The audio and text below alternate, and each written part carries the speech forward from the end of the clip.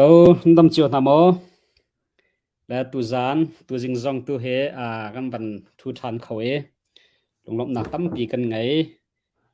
Kadang mun ki bram ki ummi chin mi phun handi lak andam chiu lai tia ro chan na kan ngai. Kan biak mi kan pathian. Ne tha bikin thachu anak kan pe chiu na se ti kha. Kut lai nak dia van chim ta kan du mi se. Tu tan hi kan cha kan rak than chang ban tu khan. An aldi chan liawa chin ramkulen ramkul sipin wenchi arak tuan dalmi arak semi tutana dau than naka si kho token aizuami achol changmi ika kan u kampasim salai Isaac Ken bero nak kampan ngai la e ani he ka lai hol ha khol kha thiam tuklo cha kol holen avan kale lai holen kavan hal la e karlaka abapi mi te ten ha van sia chun toy fiang ten chimmi chung khan le har mi tem sin kampan le pa te lai se kambero na kam van thok lai masa bika sala Isaac Ken tutan na de chin pho se bero na kham ban somina kan chaw hlane na chan tam pi na rian tam pi lakha chan na kam pe kana kan thut pi cha chunga longlop nak tam pi kan ngai ti kha longlop nak bia van chim ta ka du mi se la pakhat na big te ya hen van kan chim khong hamate karo mi chu tutan khupau dau thlan na ka hin zairu zaitin da na lu ning naital ning si zai bantuk tuan vo lein da pau dau thlan na ka han naital liau city mi te kha ye van kan chim ta lo sang fa ten kan lom ko ha okay sia wale tol hani ma belu pongsan ne pawen da le khu ba ta wen ne tol han yu than song gale sura chano mi chimbare Okay မင်္ဂလာပါ okay မင်္ဂလာပါ ချင်း post ကနေပြီးတော့ခုလိုမျိုးဖိတ်ကြားတာအတွက်လည်းကျေးဇူးအများကြီးတင်ပါတယ်ပမာလိုပြောခွင့်ပြုပါတော်လန်ရေးပါကတော့သူကြာရနေရကနေပြီးတော့ပါဝင်တယ်လို့ဖြေကြားချင်ပါတယ်အမှန်တကယ်တော့ကျွန်တော်တို့ဒီတော်လန်ရေးကိုစတင်ပြီးတော့ဥဆောင်ပါဝင်အနစ်နာခံကြတာဂျန်စီသူငယ်တွေဖြစ်ပါတယ်အဲ့တော့အမှန်တရားအတွက်တရားမျှတမှုအတွက်လွတ်မြောက်ရေးအတွက်ဂျန်စီလူငယ်တွေကစပြီးတော့လူယူတော်လိုင်းကိုစတင်ဆင်နွှဲတဲ့အခါမှာဒီဟာဒီကျွန်တော်တို့အားပေးတဲ့အားပေးတိုက်လှုပ်တင်လှုပ်တိုက်တဲ့ကိစ္စဖြစ်တယ်လို့ယုံကြည်တဲ့အတွက်ကြောင့်မလို့ပါဝင်ဆောင်ရွက်ပါတယ်အဲ့တော့ခေါင်းဆောင်လုပ်ဖို့တဲ့ကိုခေါင်းဆောင်လုပ်နေတော့သူများကိုကူညီပံ့ပိုးဖို့ဆိုတဲ့စိတ်ဓာတ်နဲ့ပါဝင်ဆောင်ရွက်တဲ့ရှိပါတယ်အဲ့တော့ပါဝင်ဆောင်ရွက်တဲ့အခါမှာလည်းပဲဟိုပါပေါ့နော်ဟိုတောင်းပေးခံရတဲ့နေရာရာထူးတောင်းပလိုက်ပေါ့နော်တတ်နိုင်တဲ့များဟိုဆောင်ရွက်တဲ့ရှိပါတယ်လို့ဆိုတော့အသေးစိတ်တောင်းတွေကတော့ဒါဟိုပြောရခဲ့တဲ့အတွက်ကြောင့်မလို့ပေရာတူပဲတောင်းဆိုတာတော့မပြောတော့ပါဘူးအထူးသဖြင့်တော့ဒီဒေါ်လာရေးမှာတော့နွေဦးဒေါ်လာရေးစတင်ဖြစ်ပွားတဲ့အချိန်ကနေစပြီးတော့ဒီနေ့အထိကြာရနေရကနေပြီးတော့ဆောင်ရွက်နေပါတယ်လို့ပဲဖြေကြားချင်ပါတယ်ဟုတ်ကဲ့ကျေးဇူးပါဆရာဆိုတော့ဒီဆရာတော်လှန်ရေးမပါဝင်တာလဲနှစ်ကျော်လာပြီပေါ့နော်ဆရာကြက်တဲ့တာဝန်ကြက်တဲ့တာဝန်မှာလောက်ဆောင်တဲ့အခါမှာလဲအခက်ခဲတွေအများကြီးရှိမှာလို့ကျွန်တော်ထင်တယ်ဘာဖြစ်လို့ဆိုတော့ကျွန်တော်တော်လှန်ရေးကဒီ0နဲ့စတင်တယ်ဆိုတော့အခက်ခဲတွေအများကြီးရှိမှာပေါ့ဒီတော်နှစ်အတွင်းမှာဆရာအနေနဲ့ဆရာကြက်တဲ့တာဝန်မှာဘယ်လိုအခက်ခဲမျိုးနဲ့ရင်ဆိုင်နားလဲဘယ်လိုအခက်ခဲမျိုးကြုံတွေ့ပြီးဖြစ်ကြတာလဲဆိုတော့အကြောင်းလေးကိုမျှဝေပေးချင်ပါတယ်ဆရာဟုတ်ကဲ့အခက်ခဲကတော့ကျွန်တော်တို့ကဒီလိုမျိုးကြုံလာရမယ်လို့ဟိုမစင်စားခဲ့ဘူးပေါ့နော်ကျွန်တော်တို့2021ဒီ January လအထဲမှာအခြေအနေတွေကတော်တော်လေးပြင်းထန်နေကြတဲ့အနေအထားမျိုးဆိုတော့ဒီအစိုးရလုပ်တဲ့ဒီမြို့သားဒီမိုကရေစီဖွဲ့ချုပ်ပါတီခေါင်းဆောင်တွေနဲ့ဒီ အာနာသိမ့်မဲ့နော်အာနာသိမ့်ဖို့ပြင်ဆင်နေတဲ့ဒီတမတော်ကောင်းဆောင်တွေကြားထဲမှာဒါတင်းမာမှုဖြစ်တယ်ပေါ့နော်အဲ့တော့ကျွန်တော်တို့ကတော့ဒါအခြေအနေအဲ့လောက်ထိဆိုးသွားမယ်လို့ကျွန်တော်မမျှော်မှန်းခဲ့ဘူးပေါ့နော်မျှော်လင့်လည်းမမျှော်လင့်ခဲ့ဘာဖြစ်လို့လဲဆိုလို့ရှိရင်အာနာသိမ့်လိုက်တဲ့ဆိုတဲ့ဥစ္စာမျိုးကဒါတိုင်းပြည်အတွက်ဘယ်မှာပဲဖြစ်ဖြစ်နော်ဘယ်နိုင်ငံမှာပဲဖြစ်အာနာသိမ့်လိုက်တဲ့အခါမှာအာနာသိမ့်မှု80ရာခိုင်နှုန်းကျော်ဟာတိုင်းပြည်ကိုခက်ခဲသွားစေတယ်တိုင်းပြည်ကိုဒုက္ခရောက်သွားစေတာပဲဖြစ်တယ်အဲ့တော့အဲ့ဒီအချိန်မှာကျွန်တော်တို့ကတော့ဒီအာနာသိမ့်တဲ့အထိတော့မဖြစ်တော့ဘူးပေါ့လေဆိုတော့ဒါမဲ့လည်းပဲဒီ February တရက်နေ့မှာအလုံးသိတဲ့အတိုင်းပဲတမတော်ကအာနာထိတ်တယ်ဆိုပြီးတော့နော်သိမ့်လိုက်တာပါပဲအာနာထိတ်တယ်ဆိုလို့ရှိရင်တော့ထိတ်ရုံဆိုလို့ရှိရင်ထိတ်ပေါ့လေဒါမဲ့ခေါင်းဆောင်တွေကိုတမ္ပရကအစပေါ့နော်အာနာစီတာဒီလောက်လာတယ်အဲ့တော့သူတို့ကဘလောက်ပဲအာနာထိတ်တယ်လို့ပဲပြော Facebook ခြေခံဥပဒေရအာနာထိတ်တယ်လို့ပဲပြောသူတို့လုပ်တဲ့ဥစ္စာကအာနာသိမ့်တဲ့လုပ်ရက်တွေကြီးပါပဲဆိုတော့တမ္ပရအပါဝင်နော်ပြည်နယ်တိုင်းအသီးသီးမှာရှိတဲ့ဝန်ကြီးချုပ်တွေဆိုအဖွဲ့ဝင်တွေပါတီကောင်းဆောင်တွေဒါကိုဖန်ဆီးတိုက်တယ်ထိမ့်သိမ့်တာမကတော့နော်ဖန်ဆီးတိုက်တယ်ဖန်ဆီးပြီးတော့တရားစွဲဆိုလုပ်တယ်ဆိုတော့အဲ့ဒါကဘယ်သူမှမမျှော်မှန်းထားတဲ့ကိစ္စပေါ့နော်အဲ့ဒီအချိန်မှာကျွန်တော်လမ်းပေါ်ထွက်ကြတယ်အင်ဂျန်ဆိုတာဆန္ဒပြန်ကြတယ်စစ်တပ်ကနားမထောင်ဘူးနားမထောင်တဲ့အပြင်ပြည်သူတွေကိုဖိနှိပ်တယ်တပ်ဖြတ်တယ်အဲ့ဒီကနေပြီးတော့ကျွန်တော်တို့ဒီလက်နက်ကင်တော်လှန်ရေးလမ်းစဉ်ပေါ့နော်လက်နက်ကင်ဆောင်ရတဲ့အနေအထားဖြစ်သွားတယ်ဆိုတော့တကယ်တော့ကျွန်တော်တို့ကလက်နက်ကင်တော်လှန်ရေးဆိုတဲ့ဥစ္စာဟိုကျွန်တော်ကမြင်ပါဘူးနော်မသိဘူး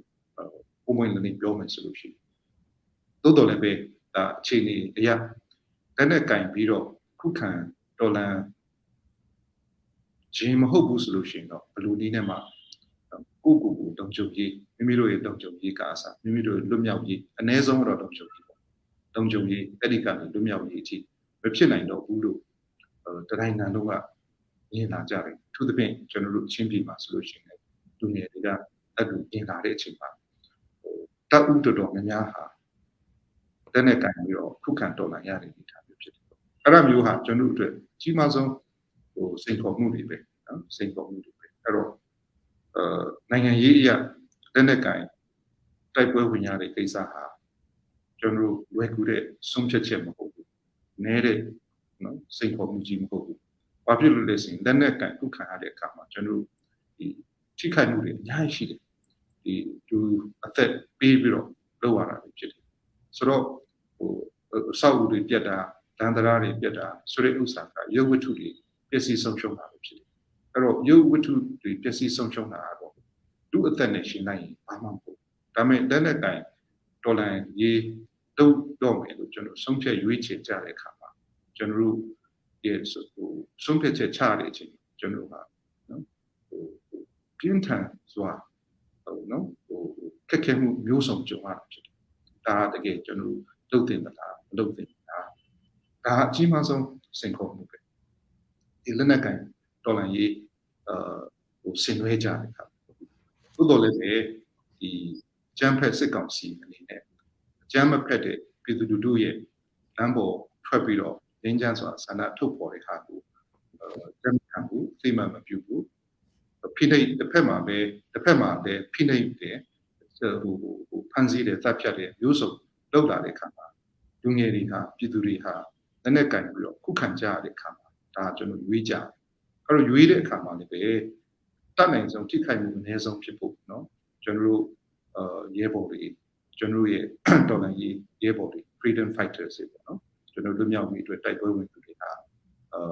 စီကံနဲ့စစ်စီကံနဲ့တိုက်ခိုက်နိုင်ဖို့စူးစီးနိုင်ဖို့ထိခိုက်မှုအနည်းဆုံးဖြစ်ဖို့ဒါတွေကိုကျွန်တော်ကိုယ်ကဲချက်မှတ်ရတဲ့ကိစ္စတွေနောက်ထပ်စိန်ခေါ်မှုကြီးတစ်ခုဖြစ်ပါတယ်အဲ့တော့အဲ့ဒီကြားထဲမှာကျွန်တော်တို့ပုံမှန်လေးပြောမယ်ဆိုလို့ရှိရင်ဒီနှစ်တာကာလအတွင်းမှာကျွန်တော်တို့တော်လိုင်းရေးဆင်နွှဲတာဟာကျွန်တော်တို့ဟာစစ်သွေးကြွတယ်ပေါ့အရန်ကိုတိုက်ချင်ခိုက်ချင်တဲ့လူတွေပေါ့နော် နော်အဲ့ဒီဂျားတွေကနေပြီးတော့ကျွန်တော်ဒါမလွဲမသွေဒါဒီလမ်းကိုရွေးကြတဲ့အတွက်ကြောင့်မလို့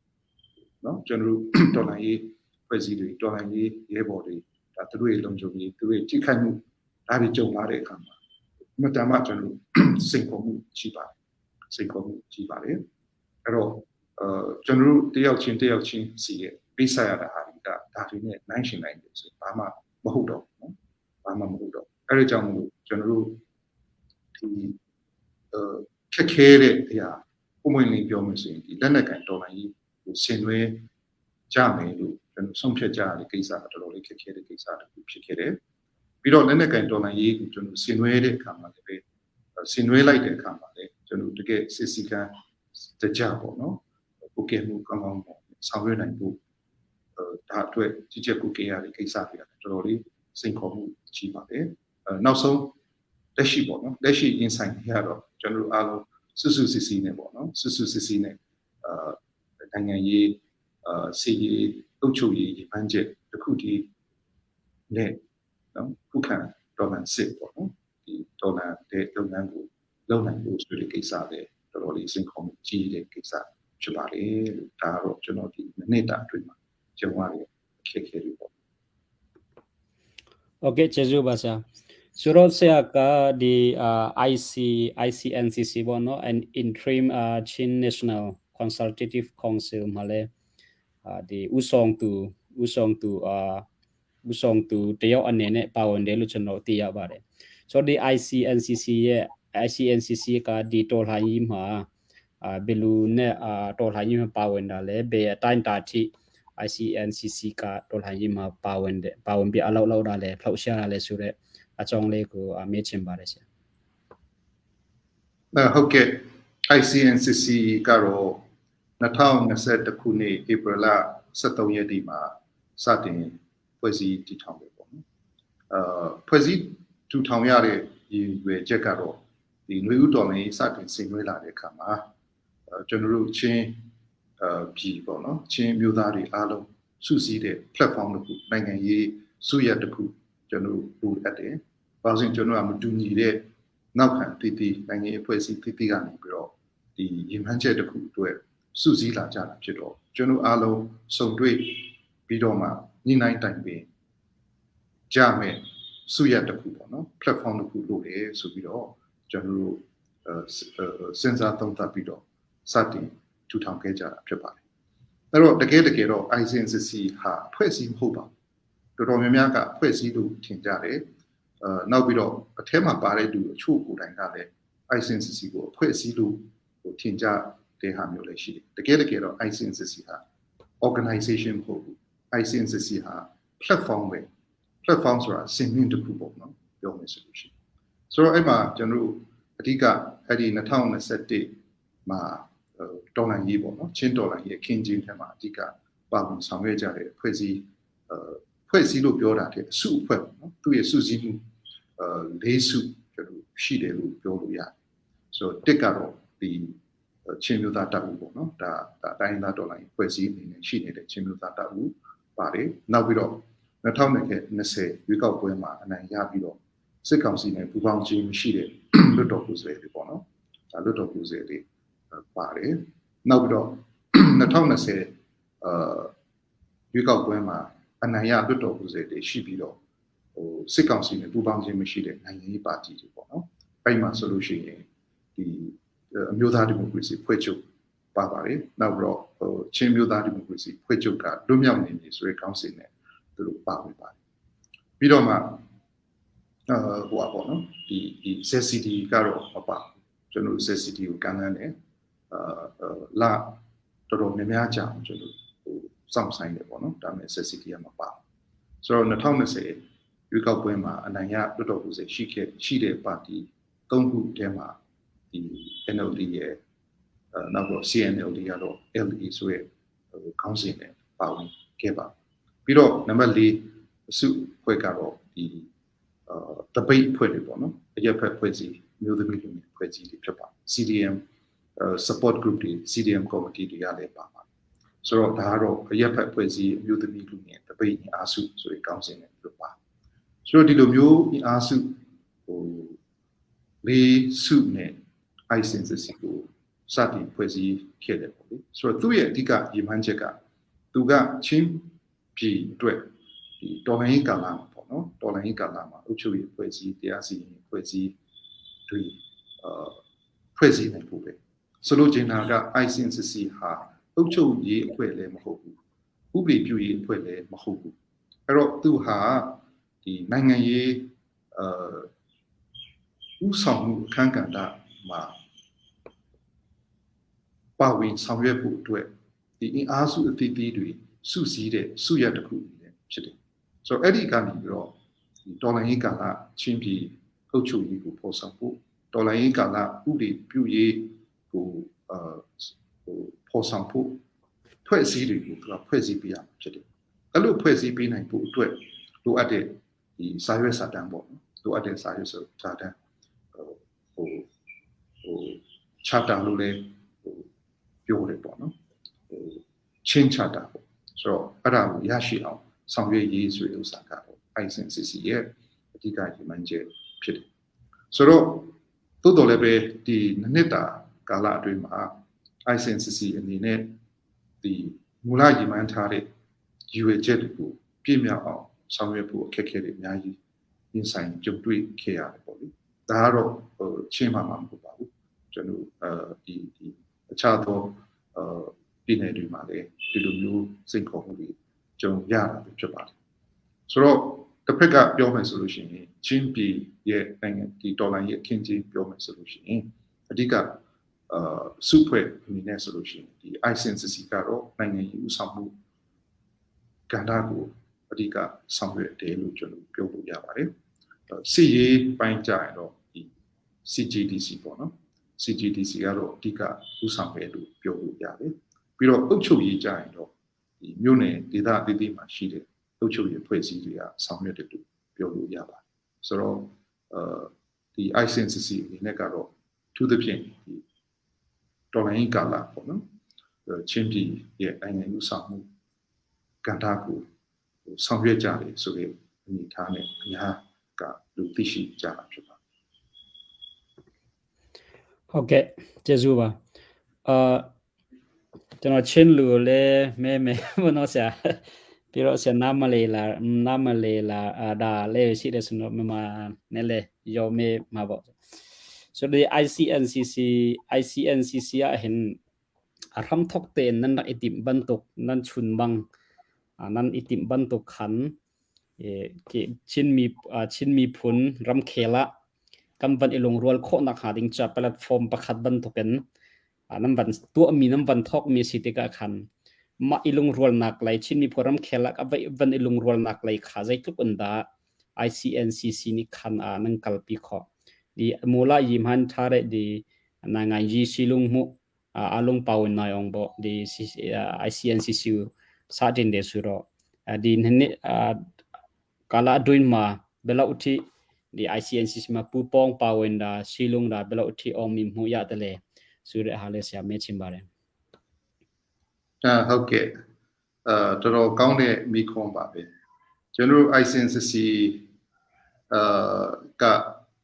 ငကူမူလရည်မှန်းချက်ဟာကျွန်တော်ပြည့်စုံတဲ့ရည်မှန်းချက်ရည်ရွယ်ချက်ဖြစ်တယ်လို့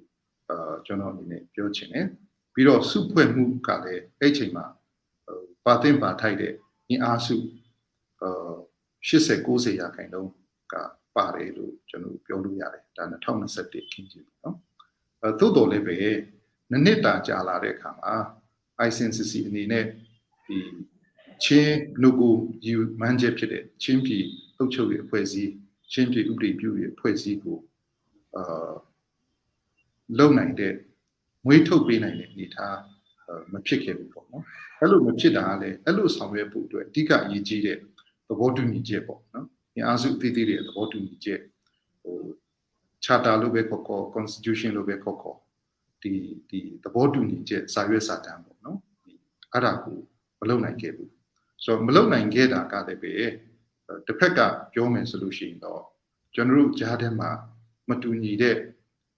နောက်ခံတွေရှိကြတဲ့ဒီအဖွဲ့အစည်းတွေ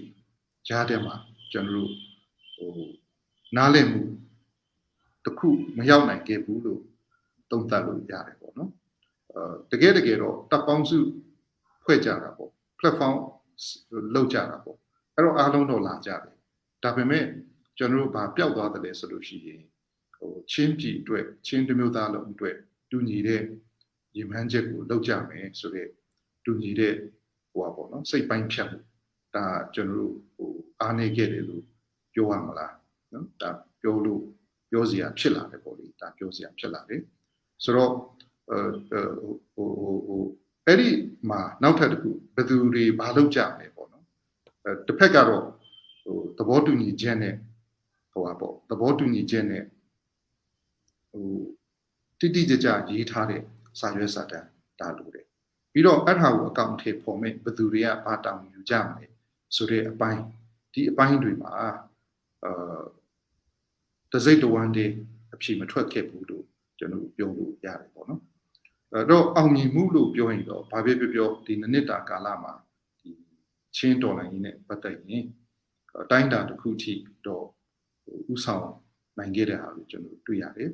အထူးသဖြင့်ကတော့ကျွန်တော်တို့ဒီနိုင်ငံရေးရဆိုလို့ရှိရင် Federal Democracy Charter ရေးဆွဲတဲ့ကဏ္ဍပေါ့နော်ဒါမြို့သားညီညွတ်ရေးအတိုင်းကောင်စီ NUCC မှာNUCC မှာပါဝင်ပြီးတော့ Federal Democracy Charter ရေးဆွဲတဲ့နေရာမှာ ICNCC ကလည်းတက်ကြွပါဝင်ခဲ့တာဖြစ်ပါတယ်ပြီးတော့မှဒီမြို့သားညီညွတ်ရေးအစိုးရဖွဲ့စည်းတဲ့နေရာမှာလည်းကျွန်တော်ဝင်ကြီးတွေ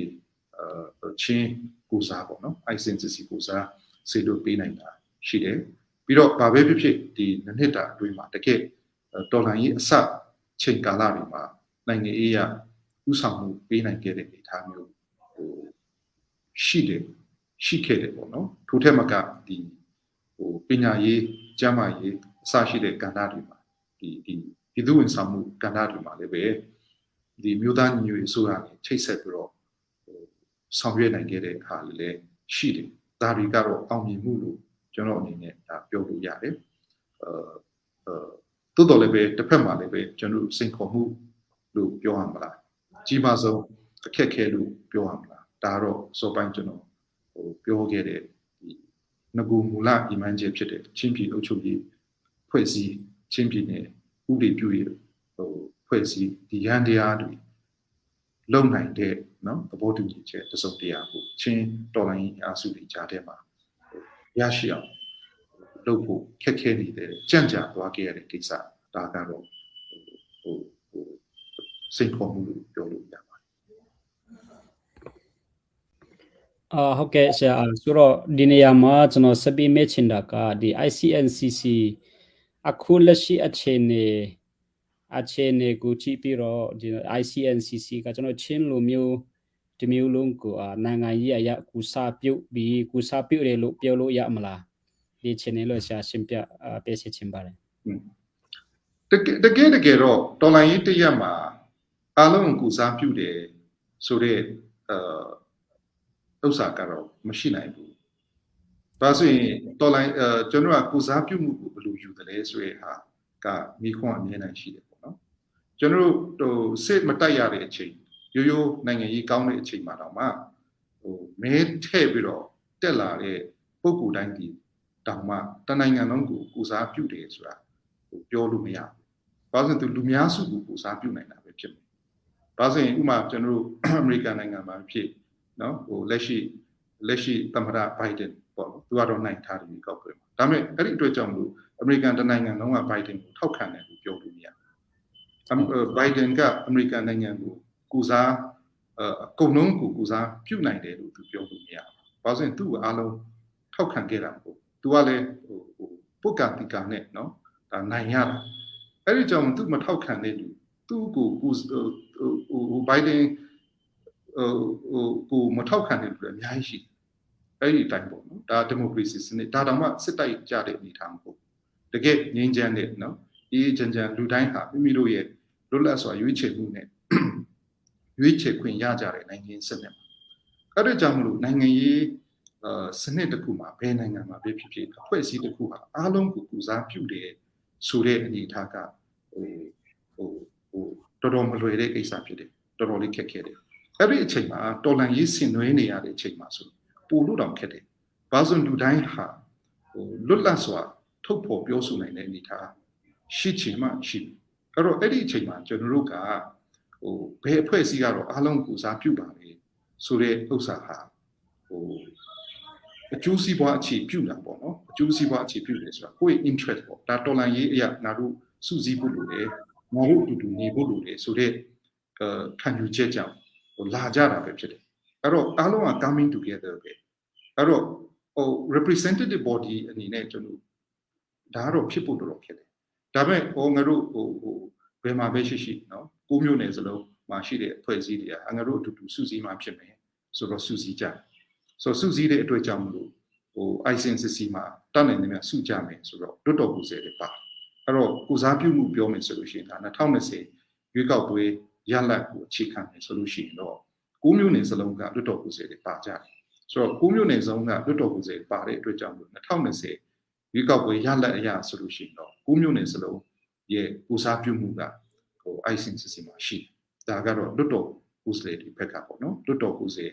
နဲ့ဆိုလို့ရှိရင်9မျိုးနယ်စလုံးရဲ့ကိုစားပြုမှုက ICNCC မှာရှိတယ်အဲ့တော့တစ်ချိန်တည်းမှာပဲကျွန်တော်တို့ဥမာCGDC ပေါ့ CDF တွေဆိုလို့ရှိရင်နောက်ပြီးတော့မြို့နယ်အသီးသီးမှာရှိတဲ့တော်လိုင်းအဖွဲ့အစည်းတွေရှိသေးတယ်ဥမာအပြင်Falam Solution CNU ပေါ့လေနောက်တိတိတွန်းဆန်ဆိုလို့ရှိရင်ZFU ရှိမယ်နောက်ပလက်ဝဆိုလို့ရှိရင် IKCC ရှိမယ်နောက်ဟာကာဆိုလို့ရှိရင်ဟာကာကောင်စီစရှိတယ်ပေါ့နော်ဒီမင်းတပ်ဆိုမင်းတပ်မြို့နယ်ပြည်သူ့အုပ်ချုပ်ရေးအဖွဲ့ပေါ့နော်စရှိသဖြင့်ဒီຫນွေဥတော်လိုင်းရေးမှာပါဝင်ကြတဲ့အဖွဲ့တွေပေါ့မိမိတို့မြို့နယ်အလိုက်ဥဆောင်ကြတဲ့နိုင်ငံရေးအဖွဲ့တွေပေါ့နော်နိုင်ငံရေးဥဆောင်အဖွဲ့တွေဒါတွေကြတော့ ICNCC မှာပြန်မပါဘူးအဲ့တော့အဲ့ဒီဟာရှိတယ်အဲ့တော့ CGDC မှာကြားပြန်တော့ဒီ CDF တွေပေါ့နော်ရှိသမျှ CDF အားလုံးပါတာမဟုတ်ဘူး CGDC မှာမပါတဲ့တော်လန်ရေးချင်းတော်လန်ရေးတပ်တွေလည်းရှိသေးတယ်ဒါပေမဲ့အများစုကတော့80ရာခိုင်နှုန်းကျော်ကတော့ဒီ80 90ရာခိုင်နှုန်းတော့ကတော့ဒီ CGDC မှာပါကြတယ်အဲ့တော့ဒါက CA ပိုင်းနဲ့ပတ်သက်ပြီးတော့ပေါ့နော်အဲကြောင့်မလို့ကျွန်တော်တို့ပြန်ပြောမယ်ဆိုလို့ရှိရင် ICNCC ဟာချင်းပြည်တစ်ခုလုံးကိုစားပြုတယ်လို့ပြောရင်တော့လွတ်တော်ကိုယ်စားတွေအားဖြင့်တော့ကိုစားပြုတယ်လို့ပြောလို့ရတယ်သို့တော့နောက်ထပ်တစ်ခုကချင်းတစ်မျိုးသားလုံးကိုစားပြုသလားဆိုရယ်မိခွန်းကြိုင်ထပ်ရှိတယ်ဘာလို့လဲချင်းလို့ပြောလိုက်ရင်တော့ကျွန်တော်တို့ကချင်းပြည်နယ်ပြင်ဘက်အထိပါရှိတာကိုဆိုတော့ပြည်နယ်အရ jurisdiction ပေါ့နော် territorial jurisdiction ပေါ့နယ်နိမိတ်အရပြောရင်တော့ချင်းပြည်နယ်9မြို့နယ်စလုံးကလွတ်တော်ကိုယ်စားတွေက ICNCC မှာပါတဲ့အတွက်ကြောင့်9မြို့နယ်စလုံးကိုလွတ်တော်လမ်းကြောင်းနဲ့တော့ကိုစားပြုတယ်လို့ပြောလို့ရသည့်တိုင်အောင်တကယ်ချင်းတစ်မျိုးသားလုံးကိုစားပြုသလားလို့ပြောရင်ချင်းတွေကရခိုင်ပြည်နယ်မှာလည်းရှိတယ်မကွေးတိုင်းမှာလည်းရှိတယ်စကိုင်းတိုင်းမှာလည်းရှိတယ်အဲ့တော့ချင်းမှုဒီမကွေးတိုင်းစကိုင်းတိုင်းရခိုင်ပြည်နယ်တဲကချင်းတွေကဒီ ICNCC ထဲမှာကိုယ်စားလှယ်အနေနဲ့ပါဝင်တာမရှိနေပြန်ဆိုတော့အဲ့ဒီတော့ကြောင့်ကျွန်တော်တို့ဒီ ICNCC အနေနဲ့အားလုံးကိုစားပြုတဲ့အနေအထားဖြစ်တယ်လို့ပြောရင်တော့technically ပေါ့နော်သူဟာနဲ့သူတော့အကန့်အသတ်တော့ရှိတယ်သို့တော့တကယ်တခြားဘယ်အဖွဲ့အစည်းရှိသေးလဲလို့ပြီးတော့တခြားမရှိဘူးနော်အဲ့လိုမျိုးစုစည်းနိုင်တဲ့အနေအထားတခြားမရှိဘူးအဲ့ဒီကြောင့်မလို့ကျွန်တော်အစောပိုင်းကဖြေကြားခဲ့တယ်လို့ ICNCC ဟာကိုစားပြုအဖွဲ့အစည်းဆိုတာတဲ့အဖွဲ့အစည်းဆိုတာတဲ့သူက platform ဖြစ်တယ်အဲ့တော့အဲ့ဒီ platform ကိုလူတိုင်းတက်လာနိုင်ဖို့လူတိုင်းပါလာနိုင်ဖို့တော့သူကတော့စုစည်းရမယ်ပေါ့နော်ဆိုတော့အဲ့တော့ပြန်ချုပ်တော့ပြောရမယ်ဆိုလို့ရှိရင်တော်လိုင်းရေးကာလမှာတော့ဖွဲ့စည်းတွေအားလုံးကိုစားပြုတယ်ဆိုတဲ့အနေအထားမျိုးကတော့တော်တော်လေးခက်ခဲပါလေဒီတော်လိုင်းသမိုင်းဒီတော်တော်များများပါလေအဲ့ဒါတော့ခက်ခဲတဲ့ကိစ္စတစ်ခုဖြစ်ပါတယ်သို့တော့အားလုံးပါနိုင်အောင်လုပ်ရမယ်ဆိုတဲ့ကိစ္စတော့ရည်ကြီးတယ်အားလုံးပါနိုင်အောင်အားလုံးသဘောထားရနိုင်အောင်လုပ်ရမယ်ဆိုတာတော့ရည်ကြီးတဲ့ကဏ္ဍဖြစ်ပါတယ်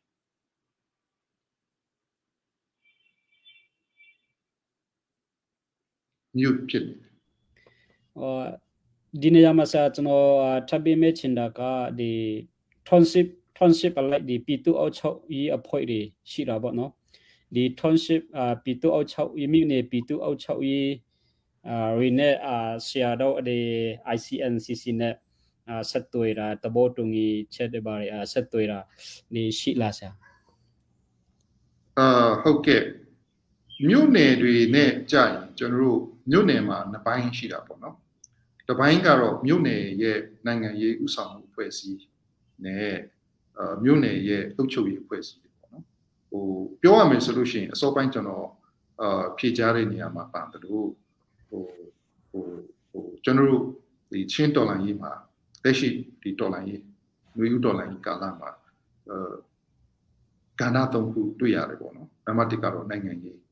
အဲ့တော့နံပါတ်2ကတော့စီရေးနံပါတ်3ကတော့အုပ်ချုပ်ရေးပေါ့နော်ဆိုတော့နံပါတ်1ချင်းပြည်လုံးစနိုင်ငံရေးအရာဥဆောင်မှုကတော့ ICNCC ကဆောင်ရွက်တယ်ပေါ့နော်ဒါတော့လက်ရှိအနေနဲ့ဆောင်ရွက်နေတာရှိတယ်ဆိုတော့စီရေးကတော့ CGTC ဘက်ကနေ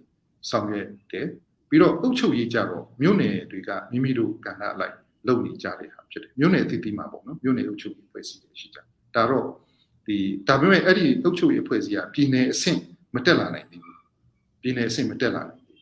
ဆိုတော့ဒီကဏ္ဍ၃ခုရှိတယ်အဲ့တော့မြို့နယ်ကိုကျွန်တော်ပြန်ဆင်းတဲ့အခါမှာလည်းမြို့နယ်တော်တော်များများမှာဒီပုံစံ၃ခုတွေ့ရနံပါတ်1ကတော့နိုင်ငံရေးဥဆောင်အဖွဲ့ရှိမယ်ပြီးတော့အုပ်ချုပ်ရေးအဖွဲ့ရှိမယ်ပြီးတော့စစ်ရေးပေါ့နော်ရှိမယ်ဥပမာကျွန်တော်အနည်းဆက်ဆုံးကျွန်တော်ဥပမာပေးရမယ်ဆိုလို့ရှိရင်တိတိမြို့နယ်ပေါ့နော်ဒါတိတိမြို့နယ်တိတိမြို့နယ်မှာနိုင်ငံရေးဥဆောင်မှုအဖွဲ့ကတော့ ZFU ကတော့နိုင်ငံရေးဥဆောင်မှုအဖွဲ့အစည်းအနေနဲ့သူဥဆောင်တယ်ပြီးတော့စစ်ရေးကိုPDF ဆိုတဲ့ကသူကတောင်းယူတယ်နော်အဲ့တော့ PDF ဆိုတဲ့ဟာ CGTC မှာလည်းဖွဲ့ဝင်နေတယ်ပါတယ်ပြီးတော့အုပ်ချုပ်ရေးကြတော့တိတိမြို့နယ်ပြည်သူ့အုပ်ချုပ်ရေးအဖွဲ့ကဆောင်ရွက်တယ်အဲ့တော့တိတိမြို့နယ်ပြည်သူ့အုပ်ချုပ်ရေးအဖွဲ့ဟာ ZFU ရဲ့နိုင်ငံရေးဥဆောင်မှုအောက်မှာဆောင်ရွက်တယ်ဆိုတော့ဒါကမြို့နယ်အဆင့်မှာရှိနေတာအဲ့တော့ဥမာပလက်ဝဆိုလို့ရှိရင်လည်းကျွန်တော်နိုင်ငံရေးဥဆောင်အဖွဲ့အနေနဲ့ IKCC ကရှိတယ်အဲ့တော့ IKCC ရဲ့နိုင်ငံရေးဥဆောင်မှုအောက်မှာစစ်ရေးဆိုလို့ရှိရင် CDF ပလက်ဝရှိတယ်အဲ့တော့ CDF ပလက်ဝဟာ CGTC မှာသူအဖွဲ့ဝင်နေနဲ့ပါဝင်တယ်ပြီးတော့အုပ်ချုပ်ရေးကြတော့ဒီဘက်ဒီ PADC ပေါ့နော်Autonomous District Council က KI Council ကသူကဆောင်ရွက်အုပ်ချုပ်ရေးပေါ့နော်ပလက်ဝမြို့နယ်အုပ်ချုပ်ရေးအဖွဲ့ပေါ့နော်ဒါကရှိတယ်အဲ့တော့ဒီလိုမျိုးပုံစံဒါမြို့နယ်တိုင်းမှာရှိတယ်အဲ့ဒီကြောင့်မလို့ဥပမာလင်းပြောမယ်ဆိုလို့ရှိရင်ကျွန်တော်တို့ကဒီနိုင်ငံရေးရဲ့စစ်ရေးရဲ့အုပ်ချုပ်ရေးရဲ့ဆိုတဲ့ကဏ္ဍ၃ခုကချင်းပြည်နယ်မှာပြန့်နေတယ်အဲ့ဒီကဏ္ဍ၃ခုကတစုတစည်းတည်းပွားဖို့လိုတယ်လို့ကျွန်တော်ကပြောချင်တာပေါ့နော်ဆိုတော့မြို့နယ်တွေတော်တော်များများမှာကပေါ့နော်မြို့နယ်တွေတော်တော်များများမှာကဒီကဏ္ဍ၃ခုရှိနေပြီသားအဲ့တော့အဲ့ဒီမှာ ICNCC နဲ့ဘယ်လိုဆက်သွယ်တယ်လို့ပြောရင်ကျွန်တော်တို့ ICNCC မှာဆုံးဖြတ်ချက်တစ်ခုရှိကောင်စီဆုံးဖြတ်ချက်ကအဲ့ဒါပါလဲဆိုရင်ချင်းပြည်အစိုးရမပေါ်ပေါက်ခင်စက်ကြားမှာဒီအုပ်ချုပ်ရေးကိစ္စဒီပေါ့နော်အထူးသဖြင့်ဒီပြည်ထောင်စုနဲ့ဆက်သွယ်တဲ့ဟာမြို့သားညီညွတ်အစိုးရနဲ့ချိတ်ဆက်သွယ်တဲ့ကိစ္စတွေကို ICNCC ကနေပြီးတော့ယာယီဆောင်ရွက်ပါမယ်ဆိုတာရှိတယ်ဒါတော့အုပ်ချုပ်ရေးတစ်ခုလုံးလုပ်တာမဟုတ်သူက coordination ပိုင်းပေါ့နော် administration လုပ်တာမဟုတ် coordination ပေါင်းစပ်ညှိနှိုင်းတဲ့ကိစ္စကို ICNCC ကနေဆောင်ရွက်ပါမယ်ဆိုတဲ့ဆုံးဖြတ်ချက်ရှိတယ်ဆိုတော့အဲ့ဒီအတွက်ကြောင့်မလို့မြို့သားညီညွတ်အစိုးရအောက်မှာရှိတဲ့ပညာရေးဝန်ကြီးဌာနကျန်းမာရေးဝန်ကြီးဌာနစရှိတဲ့ဝန်ကြီးဌာနဒီကာကွယ်ရေးကလွှဲရင်ပေါ့နော်ကာကွယ်ရေးကလွှဲရင်ကျန်တဲ့ဌာနတွေအားလုံးရဲ့လုပ်ငန်းဆောင်ရွက်တဲ့အခါမှာ ICNCC ကကြားခံပေးတယ်မြို့နယ်တွေပေါ့နော်ကြားခံပေးတယ်ဥပမာပညာရေးဆိုလို့ရှိရင်မြို့နယ်ပညာရေးဘော်တွေရှိမယ်အသီးသီးရှိမယ်အဲ့ဒါကို ICNCC ကြားခံပြီးတော့ပညာရေးဝန်ကြီးဌာနနဲ့ချိတ်ပေးတာရှိတယ်အဲ့တော့ကျန်းမာရေးလေဒီတိုင်းပဲကျန်းမာရေး NUG ရဲ့ကျန်းမာရေးဝန်ကြီးဌာနနဲ့ကျွန်တော်မြို့နယ်တွေရဲ့ကျန်းမာရေးဌာနတွေနဲ့ဆက်သွယ်ဆောင်ရွက်တဲ့အခါမှာ ICNCC ကကြားမှာဆောင်ရွက်ပေးတယ် coordination ပေါ့နော်ဆိုတော့ဒါမဲ့ကာကွယ်ရေးမပါကာကွယ်ရေးကြတော့CGTC နဲ့တိုက်ရိုက်လုပ်တယ်ဆိုတော့အဲ့ဒါကကျွန်တော်ပြောရမယ်ဆိုလို့ရှိရင် ICNCC ဟာစီရေးကိစ္စဝင်မပါဘူးဆိုတဲ့သဘောဖြစ်တယ်ဒါလည်းငကိုကလေးကICNCC နဲ့ CGTC ကြားထဲမှာ ကျွန်တော်တို့သဘောတူကြတယ်နားလည်မှုယူထားကြတဲ့ကိစ္စဖြစ်တယ်ဆိုတော့ ICNCC ဟာစီရေးကိစ္စလို့မပါဘူးအဲ့ဒါကြောင့်မလို့စီရေးနဲ့ပတ်သက်တဲ့ရန်ပုံငွေကောက်တာတို့ဝယ်ယူတာတို့ဘာညာမှာလုံးဝမပါအဲ့တော့တစ်ချိန်တည်းမှာပဲ CJDC ကတော့စီရေးကိုဆောင်တယ်ဒီနိုင်ငံရေးပိုင်းကိုသူမပါဘူးပေါ့နော်ဆိုတော့ဟာမျိုးနားလည်မှုရှိကြတယ်ဆိုတော့ဒီအချက်ကတော်တော်လေးအရေးကြီးတယ်နော်ဒီအချက်ကတော်အရေးကြီးတယ်ကျွန်တော်တို့အုပ်ချုပ်ရေးကြပြန်တော့မြို့နယ်တွေလက်ထက်မှာပုံရှိတယ်မြို့နယ်တွေဒေသတွေလက်ထက်မှာရှိအုပ်ချုပ်ရေးကြတော့ ICNCC လက်ထက်မှာလည်းမရှိဘူးပြောမစင် CJDC လက်ထက်မှာလည်းမရှိဘူးအုပ်ချုပ်ရေးကကိုမြို့နယ်ကိုဟာကိုအုပ်ချုပ်တယ်ဘသူအောက်မှာရှိလဲဆိုတော့မြို့နယ်တွေရဲ့နိုင်ငံရေးအဖွဲ့အစည်းအောက်မှာရှိကြတယ်နော်ဥပမာဖလမ်ဆိုလို့ရှိရင်ဖလမ်မြို့နယ်ပြည်သူ့အုပ်ချုပ်ရေးအဖွဲ့ပေါ့ဖလမ်ရဲ့အုပ်ချုပ်မှုဟာ CNO အောက်မှာပဲရှိတယ်အဲ့ဒီပုံစံပေါ့နော်အဲ့ဒီပုံစံကျွန်တော်ရှိကြတယ်အဲ့တော့ဥပမာဟာခါတို့ထန်တလန်တို့မှာကြတော့ဒီ CDF Council နဲ့အုပ်ချုပ်တာရှိတာပေါ့လေအဲ့ဒီဟာတွေရှိတယ်ဆိုတော့ဒီအုပ်ချုပ်ရေးလို့ပြောပြန်ရင်ချင်းပြည်နယ်အတွင်းမှာအနည်းဆုံးပုံစံကျွန်တော်က3မျိုးလောက်တွေ့ရတယ်ပေါ့နော်ပုံစံ3မျိုးလောက်တွေ့ရတယ်တစ်မျိုးကတော့ဒီသက်ဆိုင်ရာမြို့နယ်နိုင်ငံရေးဥဆောင်မှုအဖွဲ့အစည်းအောက်မှာဆောင်ရွက်တာပေါ့အဲ့ဒါမျိုးဆိုလို့ရှိရင်ကျွန်တော်တို့ကဘယ်မှာတွေ့ရလဲဆိုလို့ရှိရင်ဥမာဖလမ်တွေ့ရတယ်နောက်ပြီးတော့တီတီတွေ့ရတယ်နောက်ပြီးတော့ပလက်ဝတွေ့ရတယ်ဒါတွေကတော့မြို့နယ်နိုင်ငံရေးဥဆောင်အဖွဲ့အစည်းတွေရဲ့အောက်မှာအုပ်ချုပ်ရေးလုပ်ကြတယ်နောက်တစ်ခုကဒုတိယတစ်မျိုးကတော့ဒီပြည်သူ့အုပ်ချုပ်ရေးအဖွဲ့ဆိုတော့တိုက်ရိုက်ဖွဲ့ပြီးတော့ဆောင်ရွက်တာပေါ့နော်အဲ့ဒါကတော့ကျွန်တော်တို့ဒီမင်းတပ်ကံပလက်နောက်ပြီးတော့ဒီမတူပီလို့ပေါ့နော်နောက်ပြီးတော့တွန်းဆန်မှာလည်းကျွန်တော်ဒီလိုတွေ့ရတယ်ဆိုတော့အဲ့ဒါကတော့အုပ်ချုပ်ရေးအဖွဲ့ဆိုတော့ဖွဲ့နိုင်ငံရေးအဖွဲ့နိုင်ငံဥဆောင်မှုအဖွဲ့အစည်းကတော့ဥမာခုနကျွန်တော်ပြောတဲ့ဖလမ်တို့တီတင်တို့ပလက်ဝတို့မျိုးမှာပုံစံမျိုးတော့မရှိဘူးနောက်တတိယတစ်မျိုးကတော့ CDF ဘက်ကနေပြီးတော့ CDF Council ဆိုပြီးတော့ CDF ဘက်ကနေပြီးတော့ပေါ်ဆောင်တဲ့အုပ်ချုပ်ရေးရန်တရားပေါ့နော်အဲ့ဒါကတော့ဟာခါထန်တလန်မှာကျွန်တော်တွေ့ရတယ်ဆိုတော့ဘယ်လိုပဲဖြစ်ဖြစ်ကျွန်တော်တို့ဒီချင်းပြည်နယ်မှာရှိတဲ့6မြို့နယ်တွင်းမှာရှိတဲ့အုပ်ချုပ်ရေးရန်တရားကတော့မိမိတို့မြို့နယ်အလိုက်ဆောင်ရွက်ကြတာဖြစ်တယ်ဆိုတော့ပြောရမယ်ဆိုလို့ရှိရင်ဒီအုပ်ချုပ်ရေးဖွဲ့စည်းရေးဟာ ICNCC အောက်မှာလည်းမရှိဘူး CJDC အောက်မှာလည်းမရှိဘူးအဲ့တော့ဒါပေမဲ့မြို့သားညီညွတ်အစိုးရနဲ့ဆက်သွယ်ဆောင်ရွက်တဲ့အချိန်မှာကြာရင်တော့ICNCC ကနေတဆင့်ဆိုတာမျိုးတော့မဟုတ်ဘူးเนาะ ICNCC ကဂျားခံပြီးတော့ဒီနေ့လုပ်ပြီးတာပေါ့နော်ပေါင်းစပ်ညီနိုင်ပြီးတော့ဆောင်ရွက်ပေးတဲ့အနေအထားမျိုးတော့ရှိပါလေ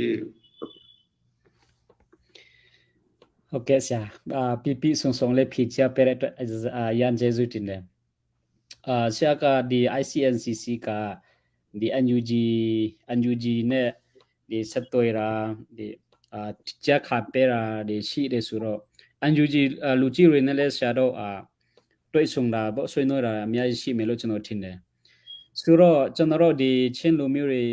တကယ်တိချင်းတဲ့တကယ်အမခံချက်ရှိချင်းတဲ့အရာတစ်ခုရှိတာပေါ့နော်ဆရာအဲ့ဒါကဘာလဲဆိုတော့ကျွန်တော်နိုင်ငံရေးတောင်းဆိုချက်တစ်ခုအရာဒီကျွန်တော်တို့ဒီ Federal Democracy နိုင်ငံဒီဆောက်နိုင်တယ်ဆိုရင်ဒီဗမာပြည်နယ်တစ်ခု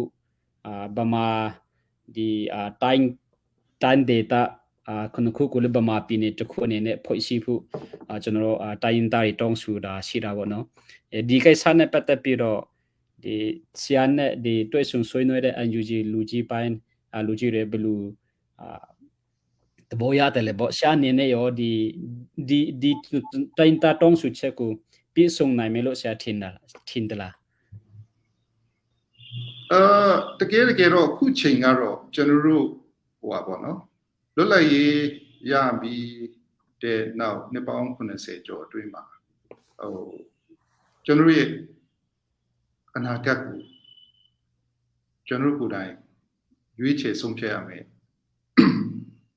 အခွင့်အလမ်းကောင်းတရက်ကိုဒါရရှိတယ်လို့ဒါပထမအဆုံးချိန်ရရှိတယ်လို့ကျွန်တော်ပြောလို့ရတယ်အဲကြောင့်မလို့ပြည်ထောင်စုအစိုးရက ပေးတယ်ဆိုတာမျိုးဗမာလူမျိုးတွေကပေးတယ်ဆိုတာမျိုးတဲ့ကျွန်တော်ချင်းလူမျိုးတွေကမိမိတို့လူချင်းနဲ့အတိုင်းအတာမိမိတို့လူချင်းနဲ့အနေထားကိုရောက်အောင်ဘယ်လိုလုပ်ကြမလဲဆိုတဲ့ဟာကအရေးကြီးတယ်လို့ကျွန်တော်ပြောချင်တယ်အထူးသဖြင့်ပေါ့နော်ကျွန်တော်တို့အစဉ်အဆက်ပေါ့ဒါဖွဲ့စည်းပုံအခြေခံဥပဒေရှုထောင့်နေပြောမယ်ဆိုလို့ရှိရင်2008ရှိတယ်2008မှာကကျွန်တော်ရဲ့ပြဋ္ဌာန်းပိုင်ခွင့်ကျွန်တော်ရဲ့ရွေးချယ်ပိုင်ခွင့်တနည်းအားဖြင့်ပြောမယ်ဆိုရင်ချင်းတူမျိုးများရဲ့နိုင်ငံရေးတန်းတူရှိခွင့်ဘာမှမရှိဘူးဒါ2008ရပေါ့နော်ဒါကဒီဘိုကပေးသလောက်နော်ပြည်ထောင်စုကပေးသလောက်ကျွန်တော်ရတယ်ပေါ့ဗျာဟုတ်အဲ့ဒီဟာပဲရှိတယ်နောက်94မှာကတော့2008ထက်တောင်မှပိုဆိုးတယ်ပေါ့နော်94ကတော့ဒီ unitary system ပေါ့တပြည်ထောင်စနစ်နဲ့တွားခဲ့တာပေါ့နော်ဒီပြည်နယ်နဲ့တိုင်းဆိုပြီးတော့ပြည်နယ်တွေရှိလာပြီးမဲ့တကယ်ကျွန်တော်တို့လုတ်ပိုင်ခွင့်ရပိုင်ခွင့်တန်းတူညီမျှမှုဆိုတော့ဘာမှပြောလို့မရအိမ်မက်တောင်မဲ့လို့မရတဲ့အနေအထားဖြစ်တယ်94ဆိုတော့ကျွန်တော်တို့40ခွန်ရှိတယ်ပေါ့ဒါပထမကတော့40ခွန်ရှိတယ်40ခွန်မှာတော့တော်တော်ကြီးကိုတော့နော်94နဲ့ဒီ2008ထက်စာရင်ပို့ပြီးတော့ကောင်းမွန်တဲ့ခင်ချင်းတစ်ခုရတယ်ကျွန်တော်ချင်းကတော့အဲ့တုန်းကတော့ပြည်နယ်အဆင့် state level ပေါ့ပေါ့နော် special region အနေနဲ့ special division ပေါ့ with that time special with a two time အနေနဲ့နော်တမခါအဲ့တော့အဲ့အကြောင်းမလို့အဲ့ဒီတုန်းကကျွန်တော် special division အနေနဲ့ရှိတဲ့အတွက်ကြောင့်မလို့နောက်မှာဦးနေဝင်းက division state and division လို့သုံးတဲ့အခါမှာဒီ division ဆိုတာပြည်နယ်အဆင့်မဟုတ်ဘူးဆိုတဲ့စဉ်းစားချက်ကရှိတယ်ဆိုတော့ခုဒီ2008မှာတော့ region လို့ပြန်သုံးတာပေါ့လေအဲ့တော့ region ဟာ state ထက်ဆင့်နှိမ့်တယ်ဆိုတဲ့သုံးသပ်ချက်ကလည်းရှိတယ်အဲ့ဒါကြောင့်မလို့ခုနဆရာမေးတဲ့ဒီ region တွေအားလုံးပေါင်းပြီးတော့ one state ဖြစ်စုစည်းနိုင်မလားဆိုတဲ့စဉ်းစားချက်လည်းရှိအဲ့ဒါကြောင့်မလို့တစ်ဖက်ကလည်းဗမာပြည်နယ်ပါညာဆိုပြီးတော့ပြောတဲ့ဟာလည်းရှိတယ်ပေါ့အဲ့တော့ဗမာပြည်နယ်ဟာဘယ်လိုလုပ်မလဲဆိုကင်မလဲဆိုတဲ့ကိစ္စကတော့ဗမာလူမျိုးတွေကဆုံးဖြတ်ဗမာလူမျိုးတွေကဆုံးဖြတ်ပြီးရကျွန်တော်တို့ကသွားပြီးတော့ဆုံးဖြတ်ပြီးဖို့ဆိုတာကတော့ဒါတော့မဟုတ်နော်ဒါဆိုရင်ဗမာလူမျိုးကိုယ်နိုင်ဘယ်လိုလုပ်မလဲကျန်တဲ့တိုင်းသားတွေနဲ့အတူဗမာမဟုတ်တဲ့တိုင်းသားတွေနဲ့အတူဘယ်လိုနေကြမလဲပြီးတော့ဗမာမဟုတ်တဲ့တိုင်းသားတွေပြောနေတဲ့နိုင်ငံရေးတန်းတူညီတူမှုကိုပြောတဲ့အခါမှာဗမာတွေကဘယ်လိုလုပ်ကြမလဲဗမာတွေကဘယ်လိုနေကြမလဲဆိုတဲ့အပိုင်းကိုတော့ဒါဗမာလူမျိုးတွေကတော့ချင့်ချိန်ပြီးတော့လုပ်ရမယ့်အနေအထားမျိုးဖြစ်တယ်လို့ပြောချင်ဆိုတော့ကျွန်တော်တို့ဒီ NUG မှာပဲဖြစ်ဖြစ် NUCC မှာပဲဖြစ်ဖြစ်ကျွန်တော်ချင်းလူမျိုးတွေရဲ့နိုင်ငံရေးတန်းတူမှုဆိုတဲ့ဥစ္စာကကျွန်တော်လူချင်းတဲ့ဥစ္စာကိုကျွန်တော်ကိုယ်တိုင်ရေးဆွဲပြဋ္ဌာန်းနိုင်ဖို့ကြိုးစားရတာဖြစ်တယ်အဲ့တော့အထူးသဖြင့်ကျွန်တော်ဒီ Federal Democracy Charter ရေးဆွဲတဲ့အခါမှာလည်းပဲကျွန်တော်တို့အထူးသဖြင့်ဒီလိုရေးတဲ့အထက်မှာတော့ချင်းတရားဆိုလို့ရှိရင်ဒေါက်တာလင်မုံနဲ့ကျွန်တော်နှစ်ယောက်ကတော့အဓိကပါဝင်တာပေါ့လေဆိုတော့အထူးသဖြင့်ချင်းလူမျိုးတွေရဲ့ပြည်ထောင်စုတဲမှာနိုင်ငံရေးကတန်းတူညီတူမှုရှိခြင်းနောက်ပြီးတော့ကျွန်တော်လူချင်းနဲ့ကျွန်တော်ရခြင်းနဲ့ကိုယ်ပိုင်နော်ပြဋ္ဌာန်းအုပ်ချုပ်ပိုင်ခွင့်နော်အုပ်ချုပ်နိုင်မှုပေါ့နော်အဲ့ဒါဒီအားလုံးကတော့ကျွန်တော်ကိုယ်တိုင်ပဲပုံဖော်ရမှာဖြစ်တယ်အဲ့တော့ပြောရမယ်ဆိုလို့ရှိရင်ကျွန်တော်တို့သူများပေးစာကန်းစာနဲ့ရှင်ဖို့မဟုတ်ဘူးပေါ့ကျွန်တော်သူများပေးစာကန်းစာနဲ့ကျွန်တော်နိုင်ငံရေးကိုလုပ်ဖို့မဟုတ်ဘူးကျွန်တော်လူမျိုးရဲ့အနာဂတ်ကိုဖန်တီးဖို့မဟုတ်ဘူးကျွန်တော်လူမျိုးရဲ့အနာဂတ်ကျွန်တော်လူမျိုးရဲ့ဘဝရှိကျွန်တော်ဘယ်လိုလုပ်ချင်တယ်လဲဆိုတာကျွန်တော်ကိုယ်တိုင်ကပဲပြောရအောင်ကျွန်တော်လူချင်းနဲ့နိုင်ငံရေးရှိလူမျိုးရဲ့ရှိကိုကျွန်တော်ကိုယ်တိုင်ခေါ်ထုတ်ပြီးတော့ဒါကိုဒီပြည်ထောင်စုရဲ့ဒီသဘောတူညီချက်ထဲမှာကျွန်တော်တွားပြီးတော့ထည့်ရမှာပေါ့နော်တွားပြီးတော့ထားပနာရမှာတွားထည့်ရမှာအဲ့ဒီဟာဖြစ်တယ်ဆိုတော့အဲ့ဒီအနေအထားကိုကျွန်တော်ကလုပ်ရမယ့်အနေအထားမျိုးဖြစ်တယ်ဆိုတော့အဲ့ဒီအနေအထားမျိုးအဲ့လိုမျိုးခင်ချင်းမျိုးခုချိန်မှာရတယ်လို့ကျွန်တော်ပြောလို့ရတယ် ဆိုတော့ဒါကလည်းပဲဒီလိုရတယ်ဆိုတာလည်းပဲနှစ်ပေါင်း80ကျော်အတွင်းမှာဒါပထမဆုံးအချိန်လို့တော့ကျွန်တော်ပြောလို့ရတယ်ပေါ့လေ2008မှာကျွန်တော်မရခဲ့ဘူး60နှစ်နောက်ပိုင်းတခါမှမရခဲ့ဘူးเนาะကျွန်တော်84မှာတော့မှကျွန်တော်က special division အနေနဲ့ပဲနေခဲ့ရတဲ့အနေအထားမျိုးဖြစ်တယ်ပေါ့လေဆိုတော့အခုကတော့ဒီရိုးရိုး state ပေါ့ရိုးရိုးတာမန် state ဒီထက်မှကကျွန်တော်ပို့ပြီးတော့အတိတ်ပဲပြည့်ဝတဲ့ meaningful state ပေါ့နော်အနေအထားထိကျွန်တော်တို့တက်လှမ်းနိုင်ဖို့ဆိုတာကကျွန်တော်တို့ကိုယ်တိုင်ရဲ့အထောက်အပေါ်မှာလည်းလုပ်ကြည့်ဖြစ်ပါလေဟုတ်ကဲ့ကျေးဇူးပါဆရာဆိုတော့ဇာဟိုအရင်တုန်းကဒီ ICNCC ဖွဲ့စည်းတဲ့ဖွဲ့စည်းတဲ့ခါမှာတော့အရင်တုန်းကဒီ CNA CNF လည်းပါဝင်တယ်လို့ဆရာလည်းပြောထားတာပေါ့နော်ဆိုတော့ဒီနောက်မှာဒီ CNF ကပြန်ထွက်လာတယ်ပေါ့အဲ့ဒါဘာကြောင့်များဖြစ်မလဲလို့ဘောနော်ဆရာပြောဖြီကြတဲ့နိုင်မလားဒါနဲ့ပတ်သက်ပြီးတော့ဘောနော်ဒီ policy ပတ်မှာလားဒါမှမဟုတ်ဒီခေါင်းဆောင်ပိုင်းဒီပောက်ကူကြီးကြောင့်လားပေါ့နော်ဒါလည်းရှာအဆင်ပြေတယ်လို့ပါဖြီကြပေးစေချင်တယ်ဆရာဟုတ်ကဲ့ဒါတော့ချင်းလူမျိုးတွေအားလုံးဒီပါသိချင်ကြတဲ့အကြောင်းအရာလို့ကျွန်တော်အောက်မိပါတယ်အဲ့တော့ကျွန်တော်အနေနဲ့ကတော့တိုက်ရိုက်ဖြေဖို့တော့မရှိသေးပါဘူးဘာလို့ဆိုရင်ဟိုပါပေါ့နော်ကဲရကန်ရှင်တွေကဖြေကြတာကအကောင်းဆုံးဖြစ်မယ်လို့အောက်မိတယ်အဲ့တော့ ICNCC အနေနဲ့ ICNCC ရဲ့သဘောထားကိုပဲကျွန်တော်အနေနဲ့ပြောရမယ်ဆိုလို့ရှိရင်တော့ ICNCC အနေနဲ့ဒီ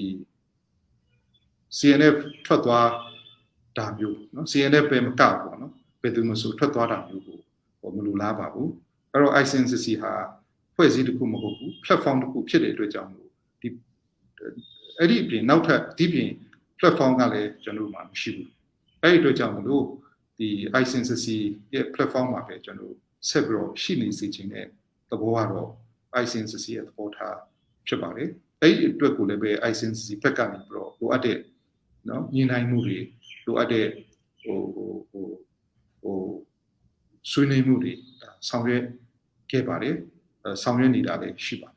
ပြီးတော့မှဒီ ICNCC ပြုပြင်ပြောင်းလဲမှုဆိုတဲ့ဥစ္စာပေါ့နော် ICNCC reform ဆိုတာလည်းပဲ ICNCC ထဲမှာဆောင်ရွက်နေတဲ့အနေအထားရှိပါတယ်အဲ့တော့တေချာတာတခုကတော့CNF အနေနဲ့ကလည်းပဲနှစ်ပေါင်း30ကျော်ကြာတော်လိုင်းအတွေ့အကြုံရှိတဲ့ဖွဲ့စည်းဖြစ်တဲ့အတွက်ကြောင့်သူ့အနေနဲ့လည်းinstitutional wisdom ပေါ့နော်ဒီအဖွဲ့အစည်းရဲ့အမျိုးအမြင်နဲ့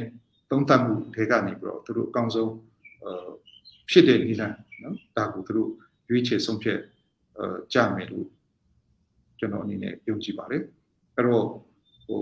အသေးစိတ်ဘယ်လိုပါကြောင့်ဆိုတဲ့အစားတော့ကျွန်တော်အနေနဲ့လောလောဆယ်တော့ပြောလို့မရသေးပါဘူး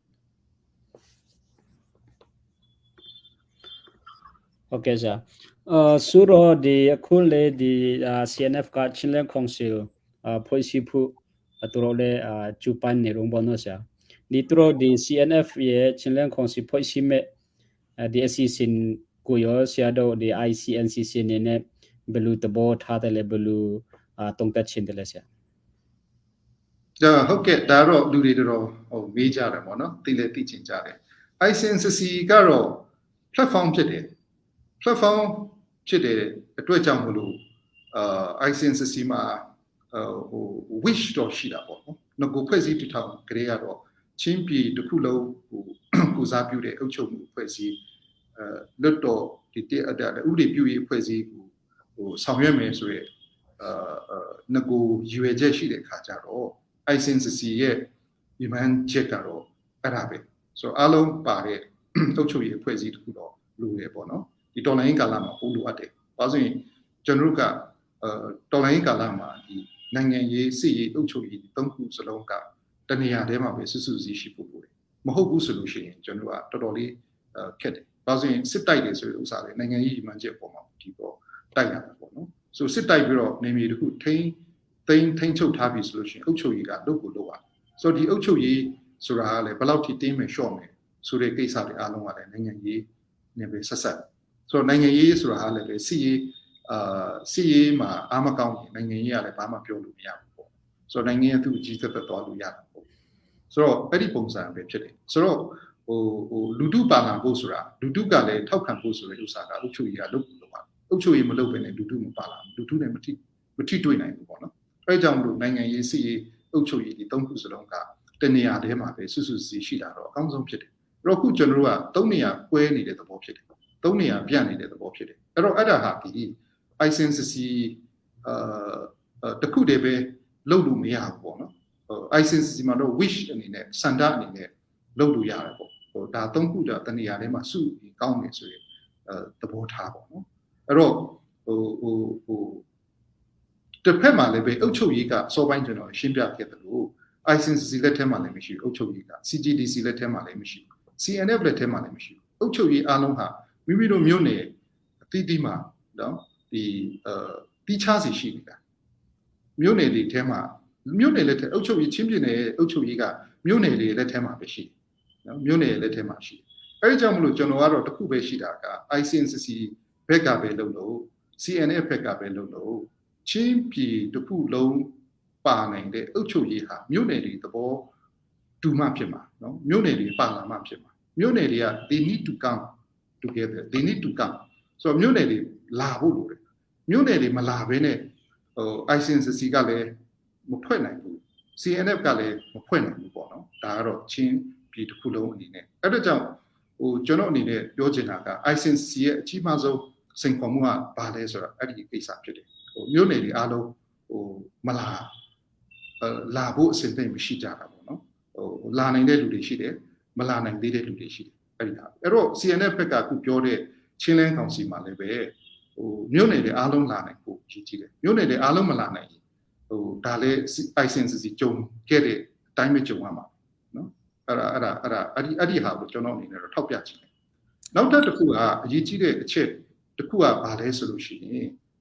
CNF အနေနဲ့တိချာသူ့ရဲ့ CNF အုပ်ချုပ်ရေးကိုလုပ်လို့ရနိုင်တယ်နော်လုပ်လို့ရနိုင်တယ်အဲ့ဒါဘာလဲဆိုလို့ရှိရင်ကျွန်တော်တို့တခြား ERU တွေပေါ့ဥပမာ KNU ဆိုပါစို့ KNU ဆိုလို့ရှိရင် KNU ရဲ့အုပ်ချုပ်ရေးရန်တရားရှိတယ် KNPP ဆိုလို့ရှိရင်လည်း KNPP ရဲ့အုပ်ချုပ်ရေးရန်တရားရှိတယ်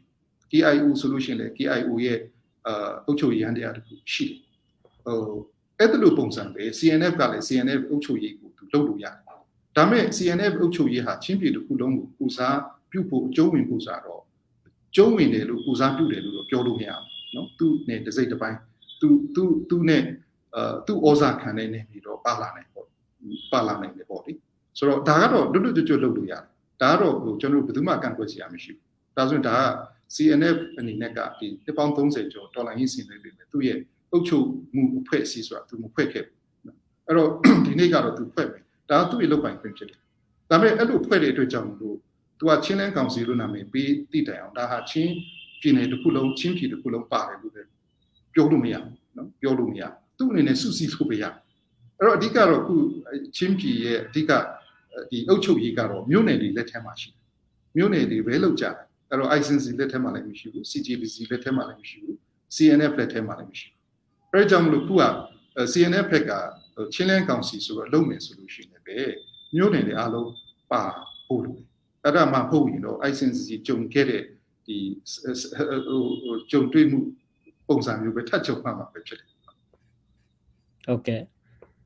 Okay, so that's the Chinlen Council Paisi me SCC ne patapi ro di CNF ne di shadow ICNCC yo toi sung su noi ra di amin chim play ra ya shi la phya ဒီကိစ္စတော့ကျွန်တော်လွန်ခဲ့တဲ့February လကတည်းကပေါ့နော်ကျွန်တော် February လကုန်မှာ ICNCC တဘာပြီးတွင်းမှုဖွဲ့တွေနဲ့ကျွန်တော်တွေ့ကြတာရှိပါတယ်ဆိုတော့အဲ့ဒီမှာလည်းပဲ ICNCC ဘက်ကတော့ပုံမှန်လင်းပြောမယ်ဆိုလို့ရှိရင်ဒီဟိုပါပေါ့နော်အဓိကတော့ချင်းပြည်တစ်ခုလုံးပါနိုင်တဲ့အုပ်ချုပ်မှုအဖွဲ့အစည်းကတော့လိုအပ်တယ်ဆိုတဲ့အထိုင်စဉ်းစားချက်တော့ရှိတယ်ပေါ့နော်အထိုင်စဉ်းစားနေချက်တော့ရှိတယ်ဆိုတော့ ICNCC ကစူးစမ်းခဲ့တယ်ဒါပေမဲ့မရနိုင်သေးဘူးအဲ့တော့ CNF ဘက်ကထပ်စူးစမ်းမယ်ဆိုရင်ကျွန်တော်ကတော့ဒီ sharing of experience ပါပဲနော် sharing of experience ICNCC ကြုံခဲ့တဲ့ကြုံတွေ့ရတဲ့စိန်ခေါ်မှုခက်ခဲမှုတွေဒါပုံမှန်လေးပြောတာပေါ့နော်ကျွန်တော်လူချင်တာက ICNCC ဥဆောင်မှဆိုတာဟုတ်အဓိကတော့တော်လိုင်းကာလမှာကျွန်တော်တို့ဒီအုပ်ချုပ်ရေးဖွဲ့စည်းဟာပြည်နယ်အဆင့်မှာပေါ်ပေါက်ဖို့လိုတယ်ပေါ့နော်ပေါ်ပေါက်ဖို့လိုတယ်ဆိုတော့အဲ့ဒီပေါ်ပေါက်ဖို့ဆိုလို့ရှိရင်လက်ရှိမြို့နယ်အသီးသီးဒေသအသီးသီးအုပ်ချုပ်ရေးကိုင်ထားတဲ့မြို့နယ်တွေဒေသတွေကလာနိုင်ဖို့လိုတယ်ဆိုတော့အဲ့ဒီဥစ္စာပဲအဲ့ဒီအထိုင်စဉ်းစားချက်ပဲဆိုတော့ဒါကိုတော့ကျွန်တော်အားလုံးကိုတော့ပြောပြတာပေါ့နော် CGTC လည်းပြောပြတယ်ဒါ CNF လည်းပြောပြတယ်ဆိုတော့ CNF ကလည်းသူတို့ဒါကိုသူတို့သိထားတယ်လို့တော့ကျွန်တော်အနေနဲ့နားလည်ပါတယ်ဟုတ်ကဲ့ဆိုတော့ဒီ CNF ဘက်ကဒီ ICNCC ကိုဒီဖိတ်ကြားလာမယ်ဆိုတော့ဒီသူတို့ဒီချင်းလင်းခုံစီဖွဲ့စည်းစာတိမဲ့အစီအစဉ်မှာဒီပါဝင်နိုင်မလားဘောနော်ဒီကိစ္စနဲ့ပတ်သက်ပြီးတော့ဒီ ICNCC အနေနဲ့ဒီဆုံးဖြတ်ချက် policy ရှိတယ်လားဆရာအဲ့ဒါကတော့ဒီ ICNCC မှာတော့အစုအဖွဲ့အလိုက်ရှိတာပေါ့လေဆိုတော့ ICNCC က platform တစ်ခုဖြစ်တယ်အဲ့ကြောင့်မလို့ဒီထဲမှာပါတဲ့အစုအဖွဲ့တွေရဲ့သဘောထားကပဲအရေးကြီးတယ်အဲ့မှာလွတ်တော်ကိုယ်စားလှယ်တွေရဲ့သဘောထားရှိမယ်နိုင်ငံရေးပါတီတွေရဲ့သဘောထားရှိမယ်နော် civil society တပိတ်အဖွဲ့တွေသဘောထားတွေရှိဒါပေမဲ့ဒီအဖွဲ့တွေကအုပ်ချုပ်ရေးလုပ်နေတဲ့အဖွဲ့အစည်းတွေမဟုတ်အုပ်ချုပ်ရေးလုပ်နေတဲ့လူတွေဟာမြို့နယ်ဒေသအသီးသီးမှာရှိတဲ့အုပ်ချုပ်ရေးအဖွဲ့အစည်းတွေဖြစ်တယ်အဲ့တော့အဲ့ဒီအဖွဲ့အစည်းတွေရဲ့နောက်မှာတချို့ဆိုလို့ရှိရင်လည်း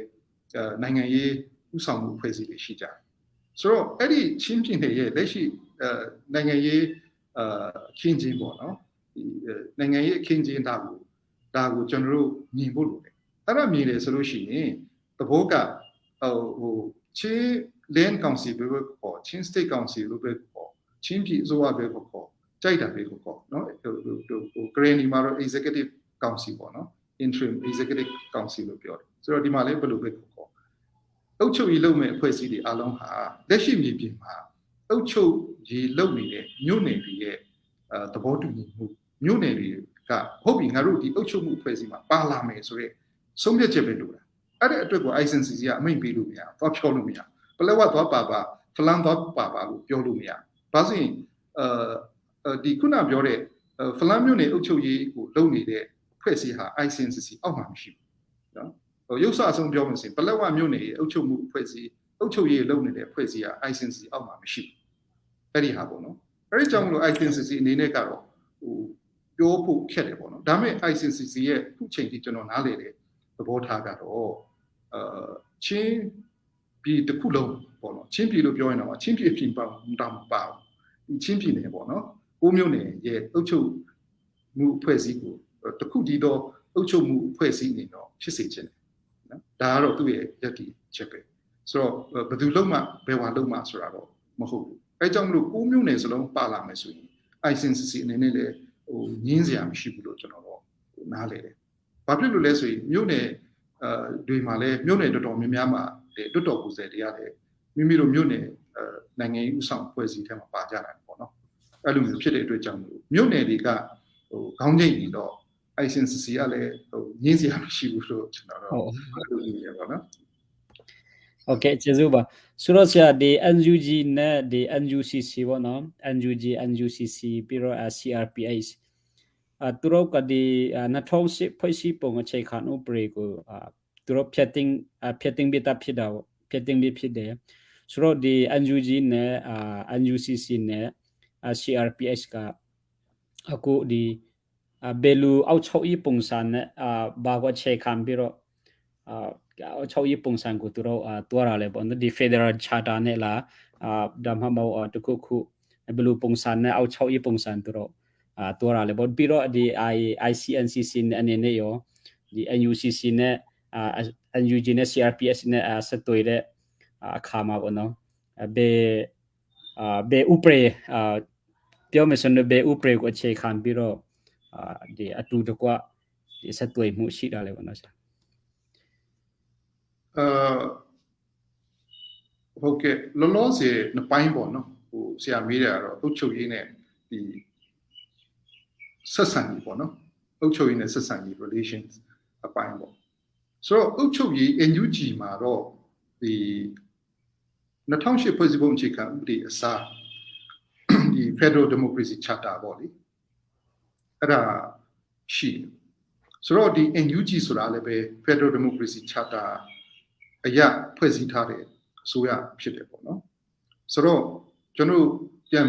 ပြောရမယ်ဆိုလို့ရှိရင်2021 March လ31ရက်နေ့ညပေါ့နော်2008ဖွဲ့စည်းပုံအခြေခံဥပဒေကိုဖျက်သိမ်းကြောင်း CRPH ကနေကြေညာတယ်ပြီးတော့မှ Federal Democracy Charter ကိုပေါ့နော်ဒီ Federal Democracy ပြည်ပေါ့နော်ဒါကိုပြဋ္ဌာန်းတည်ပြုကြောင်း CRPH ကြေညာဆိုတော့အဲ့ဒါပြီးတဲ့နောက်April လထဲမှာမြို့သားညီညွတ်ရေးအစိုးရကိုဒီ charter ကိုအခြေခံပြီးတော့ဖွဲ့စည်းတယ်အဲ့ဒီတော့ကြောင့်မလို့ဒီ NUG ရဲ့ဒီအုပ်ချုပ်ရေးလမ်းညွှန်ဟာ Federal Democracy Charter ထဲမှာပေါ်ပြတဲ့အချက်တွေပေါ်မှာအဲ့ဒီ principle တွေပေါ်မှာအခြေခံပြီးတော့ဆောင်ရွက်တာဖြစ်တယ်ပေါ့လေအဲ့ဒါကြောင့်မလို့ကျွန်တော်တို့ဒီပြည်နယ်တွေနဲ့ပတ်သက်ရင်ပြည်နယ်တွေနဲ့ပတ်သက်ရင်ပြည်နယ်တွေမှာလုပ်ပိုင်ခွင့်ရှိတယ် NUG ကနေတိုက်ရိုက်NUG ဟာပြည်ထောင်စုအစိုးရဖြစ်တယ်သို့တော့ in some extent เนาะတချို့ပြည်တွင်းရေးပြည်နယ်တွင်းရေးပေါ့เนาะပြည်နယ်တွင်းရေးကိစ္စတွေမှာ NUG ဘက်ကဝင်ဆွဲလို့မရเนาะဝင်ဆွဲလို့မရအဲ့ဒီဟာရှိတယ်သူက decentralize လုပ်တာမဟုတ်ကျွန်တော်တို့federal နဲ့ decentralize ကနည်းနည်းလေးရောတတ်တယ် decentralize ကြတော့ဖြေလျှော့တာပေါ့နော်လုတ်ပိုင်ခွင့်ကဘ ਹੁ မှာရှိတယ်ဒါပေမဲ့ဘ ਹੁ ရဲ့လုတ်ပိုင်ခွင့်ကိုဒီအောက်ခြေကိုလွှဲပေးလိုက်ဆိုတော့ဒါပေမဲ့တကယ်မူလကင်ထားတဲ့လူကတော့အာဏာကင်ထားတဲ့လူကတော့ဘ ਹੁ ကပဲဒါက decentralize လုပ်တာတော့အောက်ခြေကိုလုတ်ပိုင်ခွင့်ဖြန့်ခွဲပေးလိုက်တာပေါ့လေတိုးတော့အခုကျွန်တော်က decentralize မဟုတ် federalize လုပ်တာဖြစ်တယ် federalize လုပ်တယ်ဆိုတဲ့ဥစ္စာကကျွန်တော်လုတ်ပိုင်ခွင့်ကအောက်မှာရှိတယ်ဒီအောက်မှာကနေပြီးတော့အောက်ရဲ့လုတ်ပိုင်ခွင့်တဲကအချို့သောအပိုင်းဒီဘ ਹੁ ပေါ့နော်ပြည်ထောင်စုကိုလွှဲပေးတာဖြစ်တယ်ဆိုတော့ကျွန်တော်တို့2008ထဲမှာရော94မှာရောရေးတဲ့ Facebook အခြေခံဥပဒေထဲမှာကြတော့ဘယ်လိုရေးထားလဲဆိုရင်အချုပ်အခြာအာဏာဒီပြည်ထောင်စု၏နေရာတဝန်းလုံးတွင်တည်ရှိတယ်ဆိုတဲ့ဟာရေးထားတယ်ဒါပေမဲ့ခု Federal Democracy Charter ထဲမှာကြတော့ဘယ်လိုကျွန်တော်ပြဋ္ဌာန်းထားလဲဆိုတော့အချုပ်အခြာအာဏာဟာနိုင်ငံသားတိုင်းမှာနိုင်ငံသားတိုင်းနဲ့ပြည်နယ်များလက်ထဲရှိတယ်လို့ပြောတယ်အဲ့တော့အဲ့ဒါကအချုပ်အခြာအာဏာဒီကျွန်တော်ရဲ့ပြည်ထောင်စုမြန်မာနိုင်ငံရဲ့အချုပ်အခြာအာဏာဟာနိုင်ငံသားတွေဒီမကဘူးပြည်နယ်တွေရဲ့လက်ထဲမှာပါရှိတယ်လို့ပြောတာအဲ့တော့အတိတ်ပဲကဒီကျွန်တော် Federal Democracy Charter ထဲမှာပေါ်ပြတဲ့ Federal ဆိုတဲ့ဥစ္စာဟာ coming together ပဲdecentralize လုပ်တာပေါ့ဒီ2008မှာပြောထားတဲ့ဥစ္စာဘ ਹੁ ကနေချုပ်ကင်ထားပြီးတော့ decentralize လုပ်တာတနည်းအားဖြင့်ပြောမယ်ဆိုရင်2008ဟာ84မှာချုပ်ကင်ထားလိုက်တဲ့အာဏာကိုပြန်ပြီးတော့ဖြေလျှော့တဲ့ဟာမျိုးပဲเนาะဖြေလျှော့လိုက်တဲ့ဟာဒါပေမဲ့ကျွန်တော်ဒီ Federal Democracy Charter ကြတော့ကျွန်တော်ကပါလဲဆိုရင် coming together ဒီပြည်နယ်တစ်ခုချင်းစီဟာစုစည်းလာအတူတူလာပေါင်းစုံတာဖြစ်တယ်အဲကြောင့်မလို့ဒီကျွင်းချံအာဏာလူမျိုးကြရင်ဒီ2008မှာကြတော့ဘယ်မှာထားလဲဆိုရင်ဘ ਹੁ မှာထားတယ်เนาะပြည်ထောင်စုမှာထားတယ်ဒါပေမဲ့အခု Federal Democracy Charter မှာကြတော့ဒီကျွင်းချံအာဏာလူမျိုးဘယ်မှာထားလဲဆိုလို့ရှိရင်ဒီ residual power ကိုဒီပြည်နယ်တွေမှာပေးထားတယ်ပေါ့ပြည်နယ်တွေမှာပေးထားတယ်ဆိုတော့မတူဘူး format မတူဘူးအဲ့တော့ခုကျွန်တော်တို့ဒီ Federal Democracy Charter ကိုကျွန်တော်ဆွဲတဲ့အခါမှာကျွန်တော်က decentralize မဟုတ်ဘူးကျွန်တော်က federalize approach ဖြစ်တယ် federal ကိုသွားတာအဲကြောင့်မလို့ပြည်နယ်တွေရဲ့လုပ်ပိုင်ခွင့်တော်တော်ရှိတယ်အဲ့တော့ပြည်နယ်တွေလုပ်ပိုင်ခွင့်ရှိတယ်အဲ့တော့အတိတ်ပဲကပြည်နယ်မှာပြည်နယ်ကခွင့်မပြုရင်အုပ်ချုပ်ရေးလည်းလာလို့မရပညာရေးလည်းလာလို့မရကျန်းမာရေးလည်းလာလို့မရနော်ဆိုတော့ဘ ਹੁ ကလာပြီးတော့လုပ်ရမယ်ဆိုတာဟာမျိုးမရဘူးနော်လာပြီးတော့ညွှန်ကြားလို့မရအဲ့တော့ပြည်နယ်ကခွင့်ပြုရမယ်ပြည်နယ်ကဖိတ်ခေါ်ရမယ်ပြည်နယ်ကဖိတ်ကြားဆိုတာရှိတယ်အဲကြောင့်မလို့ဒီအရာ ICNCC ကဒီချင်းပြည်အစိုးရမပေါ်ပေါက်ခင်စက်ကြားမှာဒီ role လေး coordination ဒါတောင်မှဟိုကလုတ်ပိုင်ခွင့်မရှိအုပ်ချုပ်ပိုင်ခွင့်မရှိ ICNCC မှာဒီ coordination လုတ်ပိုင်ခွင့်ကိုပဲသူကယာယီယူထားပြီးတဲ့သဘောဖြစ်တယ် ဆိုတော့ဒီ Federal Democracy Charter အရပြည်နယ်တွေလုပ်ပိုင်မှာတော်တော်များတယ်နော်တော်တော်များတယ်အဲ့ဒီအတွက်ကြောင့်မလို့ဒီ NUG အနေနဲ့ချင်းပြည်တဲမှာNUG အုပ်ချုပ်ရေးကိုတိုက်ရိုက်လုပ်လို့မရဘူးအဲ့ဒါကြောင့်မလို့တစ်ဖက်ကလည်းချင်းပြည်အစိုးရပေါ့နော်ချင်းပြည်အုပ်ချုပ်ရေးအဖွဲ့အစည်းကအလင်းအမြန်ပေါ်ဖို့လိုအပ်တယ်ဆိုတဲ့ဥစ္စာကိုကျွန်တော်ပြောနေတာဖြစ်တယ်ပေါ့နော်ဒါတစ်ချက်ဆိုတော့နောက်တစ်ခုကတော့ coordination ပိုင်းပေါ့နော် coordination ပိုင်းကြတော့လက်ရှိအနေအထားမှာICNC ရဲ့ကောင်စီဆုံးဖြတ်ချက်ပေါ့နော်တခုရှိတာကဘာလဲဆိုလို့ရှိရင်ချင်းပြည်ဒါလည်းအစောပိုင်းကျွန်တော်ရှင်းပြခဲ့ပါတယ်ချင်းပြည်အစိုးရမှာပေါ်ပေါက်ခင်စက်ကြားမှာတော့ ICNC ကပဲဒီပေါင်းစပ်ညှိနှိုင်းတဲ့ NUG နဲ့မြို့နယ်တွေကြားပေါင်းစပ်ညှိနှိုင်းတဲ့ကိစ္စ coordination လုပ်တဲ့အပိုင်းကိုတောင်းပေးရမယ်ဆိုတဲ့ဟာဆုံးဖြတ်ထားတယ်ရှိတယ်အဲ့တော့အဲ့ဒီဟာကိုလည်းဒီမြို့နယ်တွေလည်းအသိပေးထားတယ်နောက်ပြီးတော့ဒီ NUG ဘက်ကလည်းအသိပေးထားတယ်အဲကြောင့်မလို့ဒီ coordination function ကိုကြတော့ ICNC ကလုပ်နေတာဖြစ်တယ်နောက်တစ်ခုကICNC ဟာ Federal Democracy Charter အရပြည်နယ်အစိုးရဖွဲ့စည်းပိုင်ခွင့်ရှိထားတဲ့ body တစ်ခုဖြစ်နေနော်ကောက်ဒီပေါ့နော်Federal Democracy Charter အစိတ်ပိုင်းနှစ်အခန်းရှစ်ပုံမှန်50နှစ်အရာပေါ့နော်အဲ့ဒီအရာဒီအတိုင်းအမြင်ကောင်စီကမိမိတို့နယ်နိမိတ်အတွင်းပေါ့နော်မိမိတို့ကောင်စီအကျုံးဝင်တဲ့နယ်နိမိတ်အတွင်းမှာအုပ်ချုပ်မှုအဖွဲ့အစည်းဖွဲ့စည်းဖို့ရသူ့မှာတာဝန်ရှိသူ့ရဲ့တာဝန်ဖြစ်ဆိုတော့ဒီအနေထားနှစ်ခုမှာတစ်ဖက်ကလည်းတကယ်ချင်းပြည်မှာဆိုလို့ရှိရင်အုပ်ချုပ်ရေးကိုလုပ်နေတာမြို့နယ်ဒေသအဖွဲ့အစည်းတွေဖြစ်တယ်ဒါပေမဲ့ပြည်နယ်အဆင့်အုပ်ချုပ်ရေးဖွဲ့စည်းပေါ်ပေါက်ဖို့ဆိုလို့ရှိရင်ဒီ ICNC မှာတော့အများကြီးတာဝန်ရှိလာတာပေါ့လေအဲ့ဒီတာဝန်ကလည်း ICNC ကယူတာမဟုတ်ဘူးဒီ Federal Democracy Charter ကပြဋ္ဌာန်းပေးထားတဲ့ပေးအပ်ထားတဲ့လုပ်ပိုင်ခွင့်ဖြစ်တယ်ပေါ့နော်တိုးတော်လည်းပဲဒီလုပ်ပိုင်ခွင့်ရှိတိုင်းကျွန်တော်ကကုန်လုံးစုစည်းပြီးတော့ဒီနေ့ချင်းပြည်ဆိုICNC ကဖွဲ့ပြီးလို့လုပ်လို့မရဘာဖြစ်ရမလဲဆိုရင်ချင်းပြည်နယ်ထဲမှာလည်းပဲဒီပါလေ Federal License ပြန်လုပ်အောင်မြို့နယ်ဒီဒေသတွေအကုန်လုံးပါလာဖို့ပေါ့နော်အဓိကတော့လက်ရှိချင်းပြည်နယ်9မြို့နယ်စလုံးကတခုတည်းသောအုပ်ချုပ်မှုအဖွဲ့အစည်းအောက်မှာရှိနေဖို့ဒါကတော့အကြီးကြီးတဲ့နိုင်ငံရဲ့အနှစ်သာရဖြစ်တယ်ပေါ့နော်ဒါကကျွန်တော်တို့ICNC တဲ့ CNF တဲ့ CGTC တဲ့နော်ပို့ပြီးတော့လေးနဲ့တယ်လို့ကျွန်တော်တို့ထင်တယ်အဲ့ဒီမှာပါလဲဆိုလို့ရှိရင်ချင်းပြည်နယ်စိတ်ပိုင်းတွေပဲ့မသွားဖို့လက်ရှိရှိနေတဲ့ချင်းပြည်စိတ်ပိုင်းတွေပဲ့မသွားဖို့ပြီးတော့ချင်းလူမျိုးတွေပွဲမသွားဖို့ဆိုတဲ့နိုင်ငံရေးအနှစ်သာရပေါ့နော်ဆိုတော့ဒီအဲ့ဒီပုံမှာအခြေခံလို့တော့သွားနေတယ်လို့ခြေချချင်ပါတယ်ဟုတ်ကဲ့ကျေးဇူးပါဆိုတော့ဆရာဒီဖိချာတဲ့အထက်မှာပေါ့နော်ဒီ Federal Charter ရဒီ ICNCC ကချင်းပြည်နယ်ပြည်နယ်တစ်ခုလုံးကိုစာအုပ်ချုပ်ရေးဖွဲ့စည်းခွင့်ရှိတယ်ဆိုတဲ့နေရာမှာပြီးတော့ဒီ ICNCC မူလရွေးချက်မှာရှိတဲ့အတိုင်းပေါ့နော်ဒီချင်းပြည်နယ်တစ်ခုလုံးကိုခြုံပြီးတော့ဒီအောက်ချုပ်ပြည်သူ့အချုပ်ရေးဖွဲ့ဖို့အောက်ချုပ်ရေးတစ်ခုအောက်မှာရှိဖို့အရေးကြီးတဲ့အကြောင်း ICNC ကလည်းမူလရွေးချက်ရှိတယ်ဆိုတော့ဒီချင်းပြည်နယ်တစ်ခုလုံးချင်းပြည်နယ်တစ်ခုလုံးပြည်သူ့အချုပ်ရေးဖွဲ့စည်းဖို့ဒီ ICNCC အနေနဲ့ရွေးချက်မျိုးရှိပါသလားဆရာ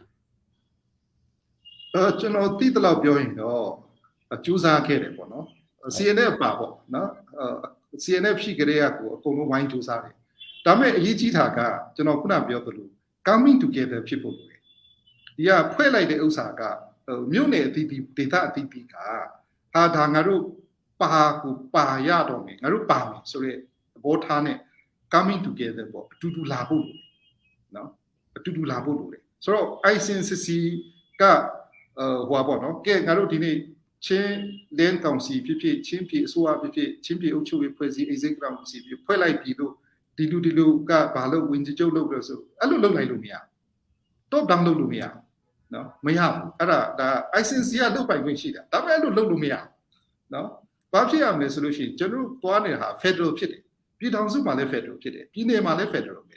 အဲ့ဒီကြောင့်မြို့နယ်တွေအကုန်လာဖို့လိုတယ်မြို့နယ်တွေမလာရင် ICNC ဘာမှလုပ်လို့မရအဲ့ဒီကြောင့်မလို့အဲ့ဒါကအနှစ်သာရပဲခုကျွန်တော်ဒီຫນွေဥတော်လိုင်းရဲ့အရေးကြီးတဲ့နှစ်သာရအဲ့ဒါဆိုတော့ကျွန်တော်ဟာနော်အာနာရှင်စနစ်ကိုမ လိုချင်တာမဟုတ်အားလုံးကစိတ်ပိုင်းဖြတ်ပြီးတော့ငါတို့ဒီလိုလောက်ကြမယ်ငါတို့အတူတူနေကြမယ်ငါတို့အတူတူစုကြမယ်ငါတို့ကိုနော်အုပ်ချုပ်ပဲပုံစံဒီလိုဖြစ်ပါစီဆိုတဲ့ဥစ္စာကိုယ်တိုင်ရွေးပြီးတော့ပေးလိုက်ရမှာအဲ့ဒီဟာပေါ့နော်အဲ့ဒီဟာဖြစ်တယ်အဲ့ဒီကြောင့်မလို့ ICNC ကလည်းဒီနေ့ပုဂ္ဂိုလ်လင်းပြောမယ်ဆိုလို့ရှိရင်တော့dictate လုပ်လို့မရ dictate ဆိုတာကဲဒီနေ့ဖွဲ့လိုက်ပြီလို့လုပ်လို့မရအဲ့တော့လုပ်လိုက်ပြီးတော့နော်အစိုးရတော့ဖြစ်လာမှာပေါ့ဗျာဒါပေမဲ့ဘယ်မျိုးနယ်ကမှလက်မခံဘူးဆိုရင်အလကားပဲနော်အလကားပဲအဲ့ဒါကိုပဲကျွန်တော်ပြောနေတာအဲ့ကြောင့်တစ်ဖက်ကပြောရင်ကျွန်တော်တို့ကတချို့ကလည်းစိတ်ပူတာပေါ့နော်ချင်းပြည်အစိုးရမပေါ်ပေါက်လို့ချင်းပြည်ကဘေးမတာဖြစ်တယ်မဖြစ်ဘူးမြို့နယ်တွေကသူ့မြို့နယ်သူထိန်းထားတယ်နော်ပြီးတော့ချင်းကြီးနဲ့ထိန်းထားတယ်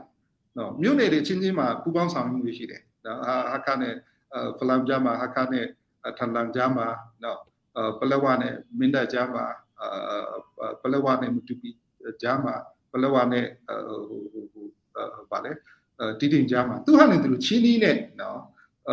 ကျွန်တော်ကမိသားစုတစ်ခုဖြစ်တယ်ဆိုရဟာတော့မြို့နယ်တွေထဲမှာရှိတယ်မြို့နယ် level တွေမှာတော့ရှိတယ်အဲ့ဒီတိုင်းပေါ့နော်ဒီလိုရှိနေတယ်ဒါပေမဲ့ပြည်နယ်အဆင့်လို့ပြောတဲ့အခါကျရင်ဘာလို့လဲဆိုတော့ written ကအရေးကြီးတယ် agreement နော် written agreement အရေးကြီးတယ်အဲ့တော့ဘယ်လိုပုံစံနဲ့ဒီတော်လှန်ရေးကာလချင်းပြည်အုပ်ချုပ်ရေးကိုလုပ်ရအောင်ဆိုပြီးတော့ရေးချတဲ့အချိန်မှာဟိုပေါ့နော်အဲ့ချိန်မှာသူကအဲ့ဒီရေးချတဲ့အပိုင်းတစ်ပိုင်းဒါတော့ principle တွေပေါ့နော် principle တွေပိုင်းဘယ်လိုလုပ်ကြမယ်ဘယ်လိုအုပ်ချုပ်ဘယ်လိုသွားမယ်ဆိုတဲ့ဟာ principle ပိုင်းပြီးတော့အဲ့ဒီဟာကိုလူရွေးတဲ့အခါမှာနော်ဟုတ်ပြီဒါဆိုဘယ်သူကဝင်ကြီးချုပ်လုပ်မလဲဘယ်သူကအကဝေးဝင်ကြီးအဲ့ဒီအပိုင်းနှစ်ပိုင်းရှိတယ်အဲ့ဒီနှစ်ပိုင်းမှာတော့တော်တော်လေးညှိရနိုင်ရတဲ့သဘောပေါ့ဒါတော့ democratic principle ပါ democratic experience ပဲနော် democratic practices ဆိုတော့နှစ်ပိုင်းရှိတာပေါ့လေဆိုတော့တစ်ပိုင်းကတော့ principle ပိုင်းပေါ့နော်ဘယ်လိုတော်လိုင်းကာလမှာဘယ်လိုသွားကြမလဲဆိုတဲ့ principle ပိုင်းပြီးတော့ဒီ principle တွေရသွားပြီဆိုဒီအရာဘယ်သူတွေကတက်ပြီးတော့ခေါင်းဆောင်လုပ်မလဲဆိုတဲ့အပိုင်းပေါ့နော်ဆိုလို့ချင်းဘယ်သူတွေကဘာရာတူးယူမလဲဆိုတဲ့ဒီနှစ်ပိုင်းကတော့တော်တော်လေးညှိနှိုင်းကြမယ်အနေထားလို့ကျွန်တော်တို့မြင်တယ်အဲ့ဒီဟာပေါ့နော်အဲ့ဒီမှာတော့မှကိုယ်ဝင်နေပြောရရင်တော့ principle တွေထက်ဒီဘယ်သူကဘာတောင်းယူမလဲဆိုတဲ့အပိုင်းမှာတော်တော်ညှိရနိုင်ရမယ်အနေထားရှိတယ်လို့အောက်နေတာပေါ့လေဆိုတော့အဲ့ဒီမှာပြောမယ်ဆိုလို့ရှိရင်ကျွန်တော်ကမြအောင်ပေါ့နော်မြအောင်ချင်းလေးနဲ့ပြန်စဉ်းစားမယ်ပေါ့ရှိဟုတ်ကဲ့ကျေးဇူးပါဆရာ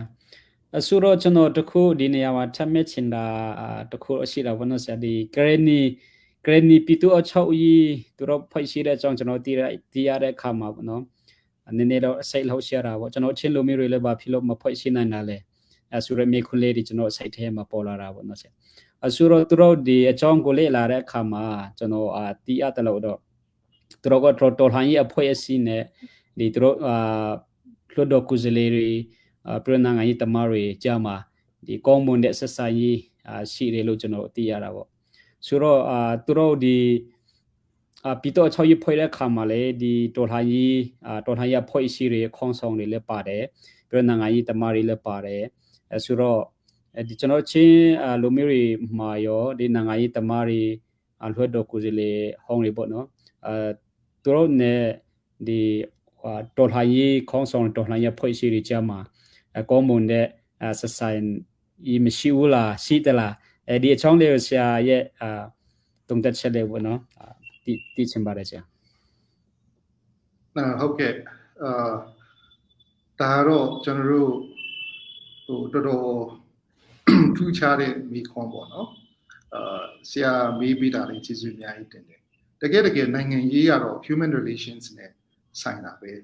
လူတယောက်နဲ့တယောက်ဆက်ဆံရေးပေါ့နော်ဆက်ဆံရေးကောင်းရင်အခက်ခဲတာလည်းနေတာပေါ့နော်ဆက်ဆံရေးမကောင်းရင်တော့မခက်စရာမလိုတဲ့ဟာလည်းခက်ကုန်တာရှိတယ်ပေါ့နော်ဆိုတော့ဒါမဲ့လည်းကျွန်တော်တို့ဒီဒုသဖြင့်လွတ်တော်ကိုယ်စားတွေနဲ့ချင်းပြည်နယ်ကလွတ်တော်ကိုယ်စားတွေနဲ့ဒီတော်လိုင်းရေးအင်အားစုတွေမြေပြင်မှာရှိတဲ့ဒီတော်လိုင်းရေးအင်အားစုတွေဂျားထဲမှာဆက်ဆံရေးကတော့ကျွန်တော်ထင်တယ်အဆိုးစားကြီးလို့ကျွန်တော်ထင်ဘူးဘာလို့ဒီလွတ်တော်ကိုယ်စားတွေ အထူးသဖြင့်ဒီစစ်ကောင်စီနဲ့ပူးပေါင်းဆောင်ရွက်ခြင်းမရှိတဲ့လွတ်တော်ကိုယ်စားပေါ့နော်ဒီနွေဦးတော်လိုင်းရင်ပါဝင်ကြတဲ့လွတ်တော်ကိုယ်စားတော်တော်များများဟာမိမိတို့မြို့နယ်အရေးမှာလည်းနော်entire အတိုက်ပါဝင်ဆောင်ရွက်ကြတဲ့လူတွေပဲဖြစ်တယ်ပေါ့နော်တိုးတော်လည်းပဲတချို့အပိုင်းမှာအမြင်ချင်းမတူတာတော့ရှိနိုင်တယ်ဒါကတော့လွတ်တော်ကိုယ်စားမလို့ဘာမလို့ဆိုတာတော့မဟုတ်ဘူးနော်လူတယောက်ချင်းစီမှာသူ့ရဲ့ဖြတ်တန်းမှုနဲ့သူ့ရဲ့လေ့လာမှတ်သားမှုအပေါ်မှာမူတည်ပြီးတော့စဉ်းစားချက်ကတယောက်နဲ့တယောက်တူချင်မှတူတော့အဲ့ဒီအပေါ်မှာ तू က CDF ကောင်းဆောင်မလို့ तू ကလွတ်တော်ကိုယ်စားမလို့ तू ကလူငယ်မလို့ तू ကလူကြီးမလို့နော် तू က NLD ကမလို့ तू က CNF မလို့ဆိုပြီးတော့ကျွန်တော်တို့က label တက်ပေးလိုက်တဲ့ဟာမျိုးဖြစ်မှာကိုပဲကျွန်တော်စိတ်စိုးရိမ်တာပေါ့နော်အဲ့တော့ပြောရမယ်ဆိုလို့ရှိရင်ဒီလွတ်တော်ကိုယ်စားတွေတော်တော်များများကတော့မိမိတို့မျိုးနယ်မှာဥဆောင်ကြတာပဲเนาะပါဝင်ကြတယ်အဲ့ဒါရှိတယ်ဆိုတော့အဲ့လောက်ထိလဲပုဂ္ဂိုလ်ရေးရပေါ့နော်ပုဂ္ဂိုလ်ရေးရတော့ဒီလောက်ထိဆက်ဆံရေးပြတ်တောက်တဲ့အနေအထားမျိုးတော့မရှိဘူးလို့တော့အောက်မေ့တယ်ပေါ့နော်ဒါကျွန်တော်မြင်တွေ့တဲ့ဥစ္စာနောက်လွတ်တော်ကိုယ်စားတွေဘယ်ဖြစ်ဖြစ်နောက်ဒီဖက်မြေပြင်မှာတာဝန်နေတဲ့အုပ်ချုပ်ရေးတာဝန်ရှိတဲ့လူတွေအုပ်ချုပ်ရေးကောင်းဆောင်တွေနောက်ပြီးတော့စီးရေးကောင်းဆောင်တွေကလည်းပဲဟိုပေါ့အပြန်အလှန်ထိတွေ့မှုကလည်းသူ့ဟာနဲ့သူရှိနေတယ်လို့တော့ကျွန်တော်တို့နားလည်တယ်ပေါ့နော်အဲ့လိုသဘောပေါက်ထားတယ်သို့တော်တခုရှိတာတော့အတွေ့အကြုံရတော့ collective experience ပေါ့နော် collective experience မှာကြာရင်တော့နည်းနည်းကွာမယ်ထင်တယ်ဆိုတော့မြေပြင်မှာရှိတာနဲ့မြေပြင်မှာမရှိတာနဲ့ကွာမယ်ထင်တယ်ဆိုတော့तू ကဘယ်သူကပိုအားသာတယ်ဆိုတာတော့ပြောလို့မရဘူးပေါ့လေဆိုတော့ဥပမာအဖြစ်ဒီမြေပြင်မှာရှိတဲ့စီးရေးကောင်းဆောင်တွေဆိုလို့ရှိရင် तू ကမြေပြင်မှာတကယ်တိုက်ရခတ်ရတဲ့ခါကျတော့သူတို့ရဲ့အတွေ့အကြုံနဲ့သူတို့ရဲ့ဒီအတွေ့အကြုံတွေကရရှိလာတဲ့ရင်းချက်မှုနဲ့သူတို့ရဲ့သုံးသပ်မျှော်မြင်မှုပေါ့နော်ဒါကတမျိုးဖြစ်မယ်ပြီးတော့မှမြေပြင်မှာလူထုနဲ့ထိတွေ့နေပြီးတော့အုပ်ချုပ်ရေးကိုလုပ်နေရတဲ့အုပ်ချုပ်ရေးကောင်းဆောင်တွေဆိုလို့ရှိရင်သူတို့ရဲ့ဒီနှစ်အတွင်းမှာရလာတဲ့အတွေ့အကြုံသူတို့ရဲ့သုံးသပ်ချက်နဲ့မျှော်မြင်ချက်ကတမျိုးဖြစ်တယ်အဲ့တော့တစ်ဖက်မှာလွတ်တော်ကိုယ်စားတွေကတော်တော်များများကမြေပြင်မှာမရှိဘူးမြေပြင်မှာမရှိတဲ့အခါမှာမြေပြင်မှာမရှိနေပေမဲ့သူတို့ကဒီမူဝါဒအပိုင်းနိုင်ငံတကာဆက်ဆံရေးပိုင်း NUG နဲ့ဆက်ဆံရေးပိုင်းအစရှိတဲ့ဟာပေါ့နော်အဲ့ဒီပိုင်းမှာသူတို့ကပို့ပြီးတော့ထိတွေ့ဆောင်ရွက်တဲ့အခါမှာသူတို့ရဲ့ဒီအတွေ့အကြုံသူတို့ရဲ့စဉ်းစားမှုကတမျိုးဖြစ်လိမ့်မယ်သူတို့ရဲ့မျှော်မြင်မှုကလည်းတမျိုးဖြစ်မယ်ပေါ့ဆိုတော့ကောင်းတာတော့ကျွန်တော်ကတော့ဗာမြင်လဲဆိုရင်ဒီလူတွေဟာများတွေ့ဆုံပြီးတော့အတူတူရှိနေတယ်သူက team ဖြစ်ဖို့လိုတာပေါ့နော်အဓိကတော့ team ဖြစ်ဖို့လိုတာအဲ့တော့အဓိကတော့ကျွန်တော်တို့ဒီ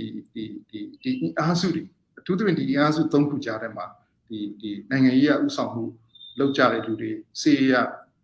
တောင်းယူကြတဲ့လူတွေအုပ်ချုပ်ရေးတောင်းယူဒီလူ၃မျိုးကြားထဲမှာနော် team ပုံစံပေါ့နော်လောက်ရှိဖို့ဒါကပုံကြီးတယ်အဲ့လိုဖြစ်ဖို့ဆိုတာလည်းပဲဖြတ်တန်းမှုတော့လိုတာပေါ့နော်ဖြတ်တန်းမှုနဲ့လိုတာဥပမာကျွန်တော်တို့ကိုယ်တိုင်လည်းပဲမြေပြင်မှာဆင်းရတာပဲနော်မြေပြင်မှာဆင်းရတာပဲဆိုတော့မြေပြင်မှာမဆင်းမနဲ့ရဲဘော်တွေနဲ့အတူမနေပဲနဲ့ရဲဘော်တွေရဲ့ခံစားချက်တွေရဲဘော်တွေရဲ့ခက်ခဲတဲ့နားမလည်တဲ့အခါမှာရဲဘော်တွေကလည်းကျွန်တော်တို့အထင်လွဲနိုင်တယ်နော်အဲ့လိုအထင်လွဲလို့လည်းကျွန်တော်ဝမ်းနေနေလို့မရနော်စိတ်ဆိုးနေလို့မရဘာလို့သူတို့မှလည်းသူတို့ရဲ့နော်အသက်နဲ့ရင်းပြီးတော့နော်ပေးဆက်နေရတဲ့ဟာ sacrifice လုပ်နေတာရှိတယ်ပေါ့ဆိုတော့အဲ့ကြွကြောင့်မလို့တကယ်တစ်ဖက်မှာလည်းပဲမြေပြင်တိုက်အားကြောင့်နိုင်ငံရေးကပြောလို့ရတာပေါ့နော်အဲ့ဒီဟာကတော့အရေးကြီးတယ်ဆိုတော့မြေပြင်တိုက်အားမရှိတော့ကျွန်တော်နိုင်ငံရေးကပြောလို့မရဘူးပေါ့လေဆိုတော့အဲ့ကြောင့်လို့နှစ်ဖက်ဆုံးသတိထားဖို့လူတွေဥစ္စာကတော့အထူးသဖြင့်နိုင်ငံရေးပိုင်းကိုဥဆောင်ရတဲ့လူတွေကတော့ဒီမိမိတို့မြေပြင်နဲ့ထိတွေ့နေဖို့အထူးသဖြင့်မြေပြင်နဲ့တစ်ထပ်တည်းရှိနေဖို့ဆိုတာကတော့အရေးကြီးတယ်ပေါ့ဟုတ်ကဲ့ကျေးဇူးပါဆိုတော့နောက်ဆုံးမဲ့ခုမှဆရာရင်တုံးကဒီ NLD လက်ထက်မှာလေဒီချင်းပင်စီပင်ဝန်ကြီး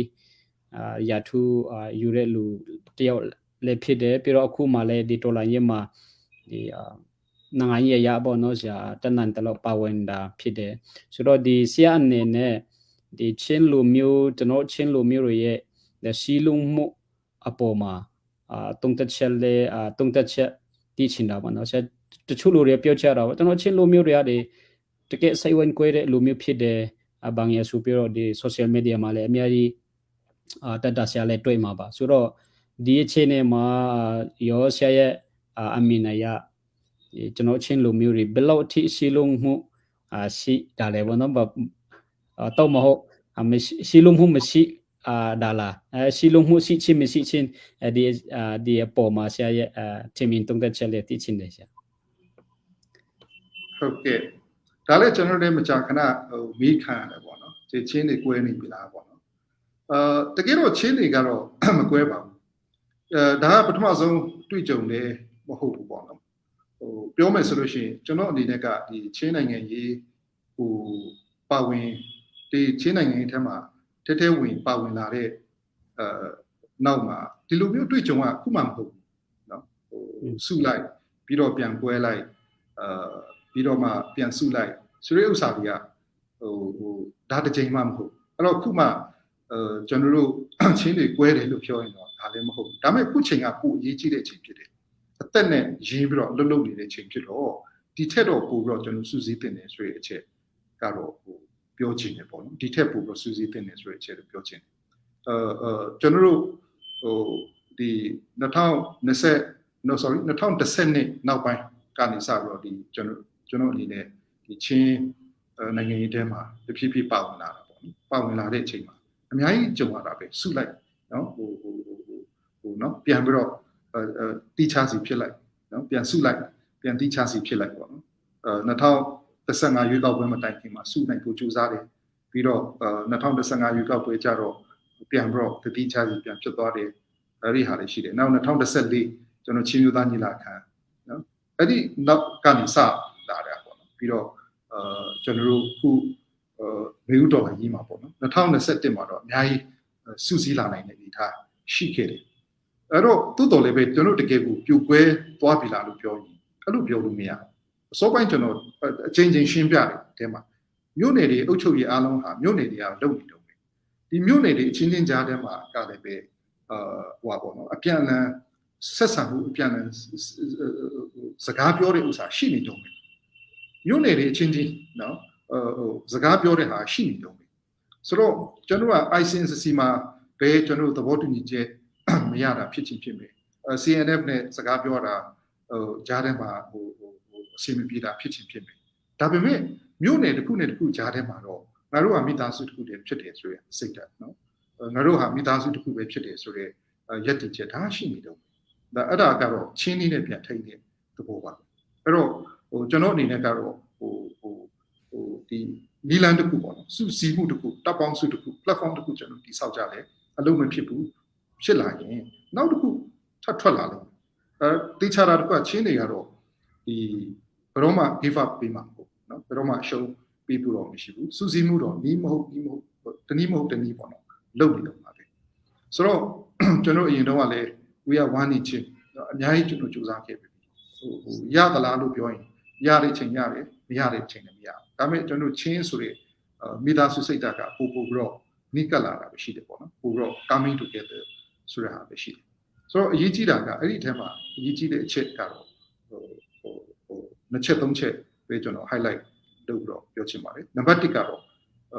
ကျွန်တော်တို့ဟာမိသားစုတစ်ခုဖြစ်တယ်တစ်ဖက်မှာလည်းပဲပိုကျေပြန့်တဲ့စဉ်းစားချက်တွေပေါ်လာပြီဥပမာချင်းမီဇိုကူကီ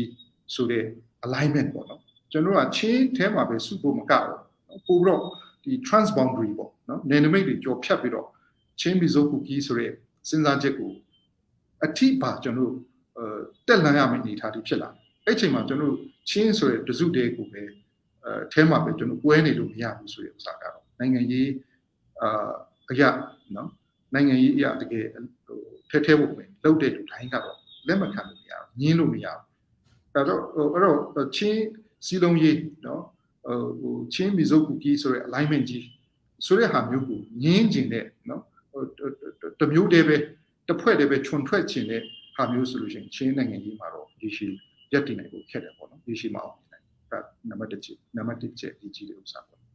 နံပါတ်2ကတော့ဘာလဲဆိုလို့ရှိရင်ကျွန်တော်တို့ကလက်ရှိကာလဟာတော်လိုင်းကာလဖြစ်တယ်နော်တနိုင်ငံလုံးရဲ့တိုက်ပွဲတွေကြည့်မယ်ဆိုလို့ရှိရင်တိုက်ပွဲအများဆုံးပြင်းထန်ဆုံးဖြစ်တဲ့ ဒေသမှာပြည်နယ်မှာချင်းပါနော်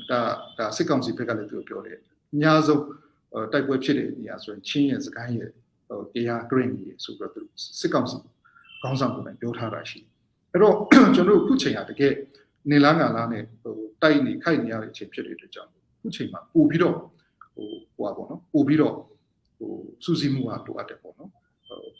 အဲ့တော့တော်ဤရောဤမရပို့ပြီးတော့စူးစီးရမှာဖြစ်တယ်အဲ့တော့စူးစီးတဲ့အခါမှာလည်းပဲနိုင်ငံရေးဥဆောင်မှုရဲ့စစ်ရေးဥဆောင်မှုရဲ့ဒီအုပ်ချုပ်ရေးကဏ္ဍရဲ့ဒီ၃ခုနိုင်ငံရေးစစ်ရေးအုပ်ချုပ်ရေး၃ခုကဟန်ချက်နေတဲ့ဤတစ်ခုတော့ကျွန်တော်ရအောင်ပေါ်ထုတ်ဖို့လိုတာပေါ့နော်အဲ့ဒါဖြစ်တယ်နံပါတ်3ကတော့ဘယ်သူလုပ်မယ်ဆိုတာတော့ရေးမကြည့်ဘူးအဓိကတော့ဖွဲ့စည်းဆွဲပေါ့နော်ဖွဲ့စည်းကိုဆွဲတာလူမျိုးဆွဲတာဒေတာဆွဲတာကျွန်တော်ဖြစ်ထားဖို့လိုတယ်အဲ့တော့ကျွန်တော်တို့ကချင်းတစ်မျိုးသားလုံးရဲ့အကျိုးစီးပွားအတွက်ကျွန်တော်တို့ဘယ်လိုလုပ်မလဲဆိုရယ်ဟာအဲ့ဒါဘယ်သူလုပ်နိုင်တယ်ဆိုရယ်ဥစ္စာနော် ICNCC လုပ်နိုင်သလားလုပ်ပါ CNF လုပ်နိုင်သလားလုပ်ပါ CGDC လုပ်နိုင်သလားလုပ်ပါနော်ဘယ်သူပဲလုပ်ချင်းတစ်မျိုးသားလုံးပါသွားပြီးဆိုရင်တော့ကျွန်တော်ကဝန်းပန်းတတာနဲ့ကျူဆူလက်ခံနိုင်တဲ့စိတ်နော်ငါပါမသွားလို့အဲ့ဒီဆွေးနွေးတဲ့အချိန်မှာငါမပါနေလို့ဆိုပြီးတော့ကျွန်တော်ကဘေးထွက်ထိုင်တော့တင်းပြောရမယ်ထဲမှာကျွန်တော်မလုပ်ပါဆိုတော့အဲ့ဒီအနေထားသုံးခုရှိပါတယ်လို့ဆိုတော့ကျွန်တော်အနေနဲ့ကတော့ဘာဖြစ်နိုင်ပါတယ် still I'm optimistic ပေါ့နော်ကျွန်တော်အနေနဲ့အများနဲ့အကောင့်ဖက်ရပဲကျွန်တော်စဉ်းစားတယ်အဲ့လိုပြောလို့ခက်ခဲတွေကိုနော်undermine လုပ်တာပေါ့အခက်ခဲတွေကျွန်တော်ထင်သေးတာမဟုတ်ဘူးအခက်ခဲတဲ့အကြီးကြီးပဲနော်ဒါပေမဲ့ I still help ဖို့နော်ညွှန်လင်းချက်ရှိပါသေးတယ်ဟုတ်ကဲ့ကျေးဇူးပါဆရာနောက်ပြီးတစ်ခုမဲချင်တာပေါ့နော်ဆရာကျွန်တော်ဒီ site ထဲမှာနောက်မဲခွန်းလေးတစ်ခုထွက်လာတာပေါ့ဒါကဘာလဲဆိုတော့ဒီ NUG လူကြီးတွေပေါ့နော်တို့မီဒီယာက interview လုပ်တဲ့ခါမှာပေးပြီးတော့ဒီ PDF ခေါင်းဆောင်တွေတို့ဒီမီဒီယာကဒီ interview လုပ်တဲ့ခါမှာကျွန်တော်အမေတနာထောင်တယ်တို့ interview ပေါ့နော်တို့အမြဲပြောတာပေါ့တို့ဘာပြောလဲဆိုတော့အခုကျွန်တော်တို့တော်လှန်ရေးမှာဒီပါဝင်တာကဟိုရင်တုန်းကတိုင်းရင်းသားတွေနဲ့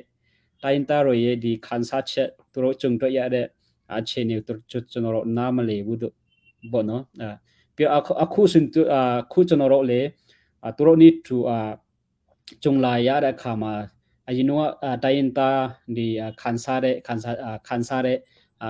ကိုကျွန်တော်တို့လည်းနားလည်လာတယ်လို့တို့ပြောကြတာပေါ့နော်ဆိုတော့ဒီနှစ်90နီးပါးကျွန်တော်စစ်အချောက်ရေးအောင်မှာနေတဲ့အခါမှာဘာဖြစ်လို့အခုမှပဲကျွန်တော်တိုင်းရင်းသားတွေရဲ့ဒီခန်းစားချက်ကိုတို့နားလေတာလေပေါ့နော်ဟိုအရင်တုန်းကဘာဖြစ်လို့တို့နားမလေနိုင်တာလဲအဲ့ဒါကျွန်တော်လည်းစိတ်နည်းနည်းဟိုခတိကောက်ဖြစ်တာဟုတ်ဆရာဒီကိစ္စနဲ့ပတ်သက်ပြီးဆရာရဲ့အမြင်လည်းသိချင်တယ်ဆရာအဲ့ဒါကတော့အဓိကတရခံတော့နိုင်ငံရေးစနစ်ပေါ့နော်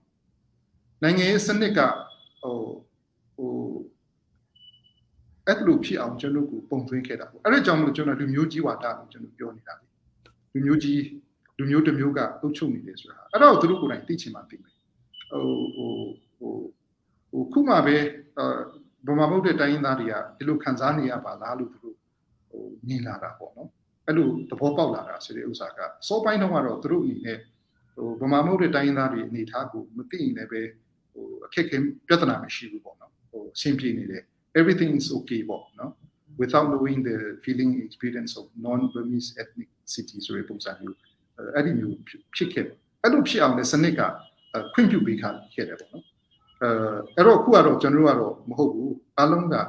မတူညီတဲ့ diversity is a reality ပေါ့ကျွန်တော်တို့မတူကွဲပြားမှုအစစ်မှန်တရားဖြစ်တယ်ဗမာပြည်ဟာမြန်မာပြည်ဟာဗမာလူပဲပြောမြန်မာလူပဲပြော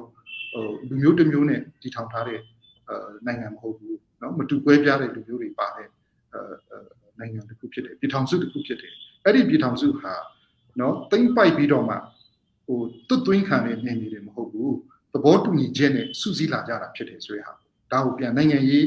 အရာ position ပေါ့နိုင်ငံရေးအရာယက်တီချက်ကိုပြန်ပြောတာဖြစ်တယ်ကျွန်တော်နိုင်ငံဒီပြည်ထောင်စုမြန်မာနိုင်ငံလို့ဖြစ်တဲ့အခါမှာ49အရာဆိုလို့ရှိရင် proper Burma ပေါ့နော်ဒီဗမာပြည်မလို့ပြောတဲ့အခါမှာသိမ့်ပိုက်ထားတဲ့နေနေတွေရှိတယ်နော်ဥပမာအဖြစ်မွန်တို့နော်ရခိုင်တို့ဆိုလို့ရှိရင်သိမ့်ပိုက်ထားတယ်ဗမာပြည်တွေကသိမ့်ပိုက်ထားတယ် အဲ့ခါကျတော့ proper Burma ထဲမှာသူတို့ပါတယ် proper Burma ဆိုတဲ့ထဲမှာပါတဲ့အခါမှာဒါဒီသိမ့်ပိုက်နေပြီသိမ့်ပိုက်ခံနေပြီနည်းနည်းသူတို့ဖြစ်ခဲ့တာပေါ့နော်ဒါပေမဲ့ကျွန်တော်ချင်းတို့ရှမ်းတို့ကချင်တို့ဆိုတဲ့ဥစ္စာကကျွန်တော်သိမ့်ပိုက်ခံနေပြီပေါ့ကျွန်တော်ကဆန္ဒနဲ့ we will come together နော် we will federate we will be federating နော်ငါတို့မင်းတို့နဲ့အတူတူပေါင်းမယ်ဆိုတဲ့လက်မှတ်ထိုးပြီးတော့ပေါင်းတာမြေကြီးယူပြီးတော့ပေါင်းတာနော်လူမျိုးချင်းပေါင်းတာမဟုတ်မြေကြီးယူထားပြီးတော့ပေါင်းငါတို့လည်းပေါင်းမယ်ကွာဆိုပြီးတော့ပေါင်းတာအဲ့ဒီအမျိုးရှိဆိုတော့အခုကကျွန်တော်ကအခုအဲ့ဒါကြောင့်မလို့ရခိုင်တွေကသူတို့က liberation လုပ်တဲ့အခါမှာဒီနော်သူတို့ရဲ့တိမ့်ပိုက်ခံနေပြီတခုကနေသူတို့ပြန်ရုံးထွက်ပြီးသူတို့ကြိုးစားတယ်နော်ဒါသူတို့ရဲ့ independence ဆိုလိုချင်တာကဟိုပါပေါ့နော်ဒီတိမ့်ပိုက်ခံနေမြေတခုကနေပြန်လွတ်မြောက်ဆိုတဲ့ဟာရှိတယ်မွန်တွေလည်းဒီတိုင်းပဲကြိုးစားတာဒါပေမဲ့ကျွန်တော်ချင်းတို့ဒီရှမ်းတို့ကချင်တို့ကြပြန်တော့လေကျွန်တော်တို့ကမူလနော်ဟိုပင်လုံစာချုပ်လက်မှတ်မထိုးခင်ရှိခဲ့တဲ့ကျွန်တော်နိုင်ငံရေးတန်းတူညီတူဖြစ်မှုအခင်းအကျင်းနဲ့ကျွန်တော်ပြန်စုစည်းလာကြတာပေါ့နော်ပြန်ပါလာကြတာဆိုတော့ကျွန်တော်ကတော့ပြည်ထောင်စုတည်းကထွက်ဖို့ဆိုတာမပြောဘူးပြည်ထောင်စုထဲမှာထက်နေမယ်ဒါပေမဲ့ငကိုကျွန်တော်မူလပူပေါင်းစဉ်ကလေးကရှိခဲ့တဲ့အဆင့်တန်းနော်နဲ့တန်းတူညီမျှမှုဟိုတော့ပြန်လိုချင်တယ်ဆိုတာဖြစ်တယ်အဲ့ဒါဖြစ်တယ်ပေါ့နော်အဲ့ဒါကြောင့်မလို့ကျွန်တော်တို့အရေးကြီးတဲ့ဥစ္စာကတော့ဗာလဲဆိုလို့ရှိရင်ကျွန်တော်တို့ဟိုပါပေါ့နော်အရင်တုန်းကစနစ်2008တို့84တို့မှာက84ဆိုလို့ရှိရင်ပို့ဆိုတာပေါ့နော် unitary system ဖြစ်တယ်တနိုင်ငံစနစ်အကုန်လုံးကဘဝချုပ်ကန်ထားတယ်နော်အဲ့ဒီဘိုဆိုတဲ့လူတွေထဲမှာအများစုကလူမျိုးတစ်မျိုးနဲ့ဘာသာတစ်ခုကလူတွေအများစုပဲဖြစ်ကြတယ်အဲ့ကြောင့်မလို့ကြံတဲ့လူတွေကဟိုလက်ချိုးကြည့်လို့ရတယ်နော်ဟိုဗမာလူမျိုးတွေပါဝင်တာနဲ့ဗမာမဟုတ်တဲ့ကချင်တရားကင်းချင်းအကုန်လုံးပေါင်းလိုက်ပြီးတော့ပါတဲ့ဟာဆိုလို့ရှိရင်တော့တဝက်တောင်မှမရှိဘူးအလွန်ဆုံးသုံးပုံတစ်ပုံတောင်မှရှိချင်မှရှိမယ်အဲ့လိုမျိုးနဲ့လူမျိုးတစ်မျိုးကပဲအုပ်ချုပ်လာခဲ့တဲ့အခါမှာလူတွေစိတ်ထဲမှာနော်ဟိုလူမျိုးကြီးဝါဒကျင့်သုံးနေတယ်ဆိုတဲ့ခံစားချက်ပေါ်လာတာပေါ့လေဆိုတော့အခုຫນွေဥဒေါ်လာရေးမှာကြာတယ်ကျွန်တော်ဒါတွေအကုန်လုံးခွာချတယ်မဟုတ်ဘူးငါတို့က coming together ဖြစ်တယ်နော် coming together နဲ့စုကြတာဖြစ်တယ်အဲ့တော့ငါတို့ဟာအချိန်လုံးကသိမ့်ပိုက်ခံထားတဲ့နေမျိုးဖြစ်တယ်ဆိုတဲ့ဟာမျိုးတကယ် political reality ပေါ့နိုင်ငံရေးအစစ်မှန်ဆိုတာတမိုင်းတွေနဲ့ကြည့်တာပဲနော်တမိုင်းမှာဘယ်လိုရှိခဲ့တယ်ဆိုတော့တမိုင်းကိုပြန်ကြည့်ပြီးတော့တမိုင်းတဲမှာရှိခဲ့တဲ့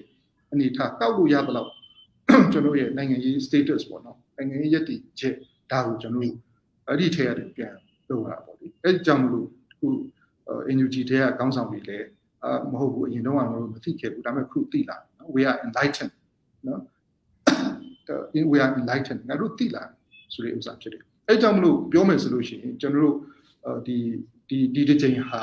ကျွန်တော်နိုင်ငံသမိုင်းမှာဘယ်တော့မှမရရှိခဲ့ဘူးတဲ့အချိန်ကာလတစ်ခုဖြစ်တယ်လို့ကျွန်တော်ပြောလို့ရတယ်တော်လှန်ရေးကအကြောင်းတစ်စုံတရာကြောင့်နော်ကျွန်တော်ချွတ်ချော်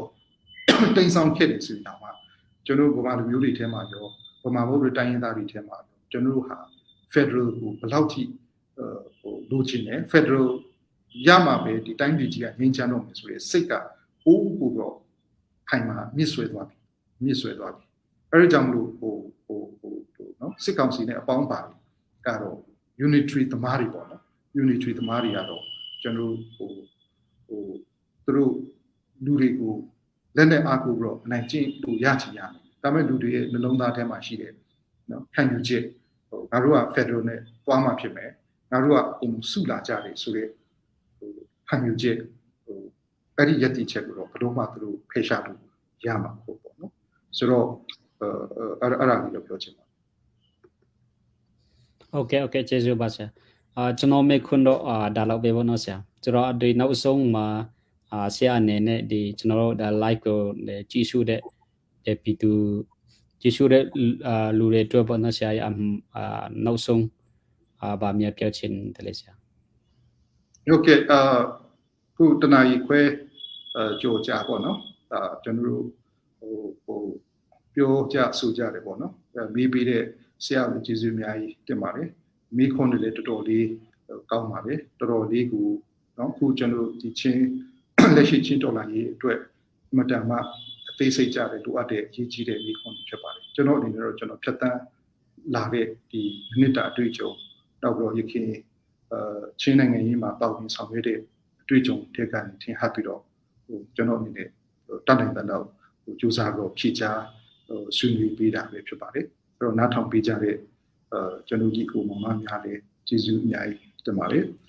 ဟာခါလိုကြိုးစားပြီးတော့ပြောဖို့ပြင်ဆင်ပေးမယ်ဒါပို့ပြီးတော့အဆင်ပြေအောင်ဆိုတော့ပမာလိုနော်ပမာလူသုံးပြပြီးတော့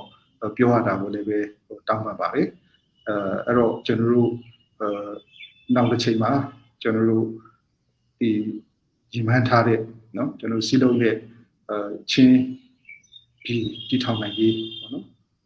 အတွက်ကျွန်တော်ကြာရကဏ္ဍနေပါဝင်ဆောင်ရွက်ကြတဲ့သူအရောက်စီတိုင်းလည်းကျေးဇူးတင်ပါတယ်ဒါကျွန်တော်သမိုင်းဟာကျွန်တော်ကိုယ်တိုင်ရေးရမှာပါ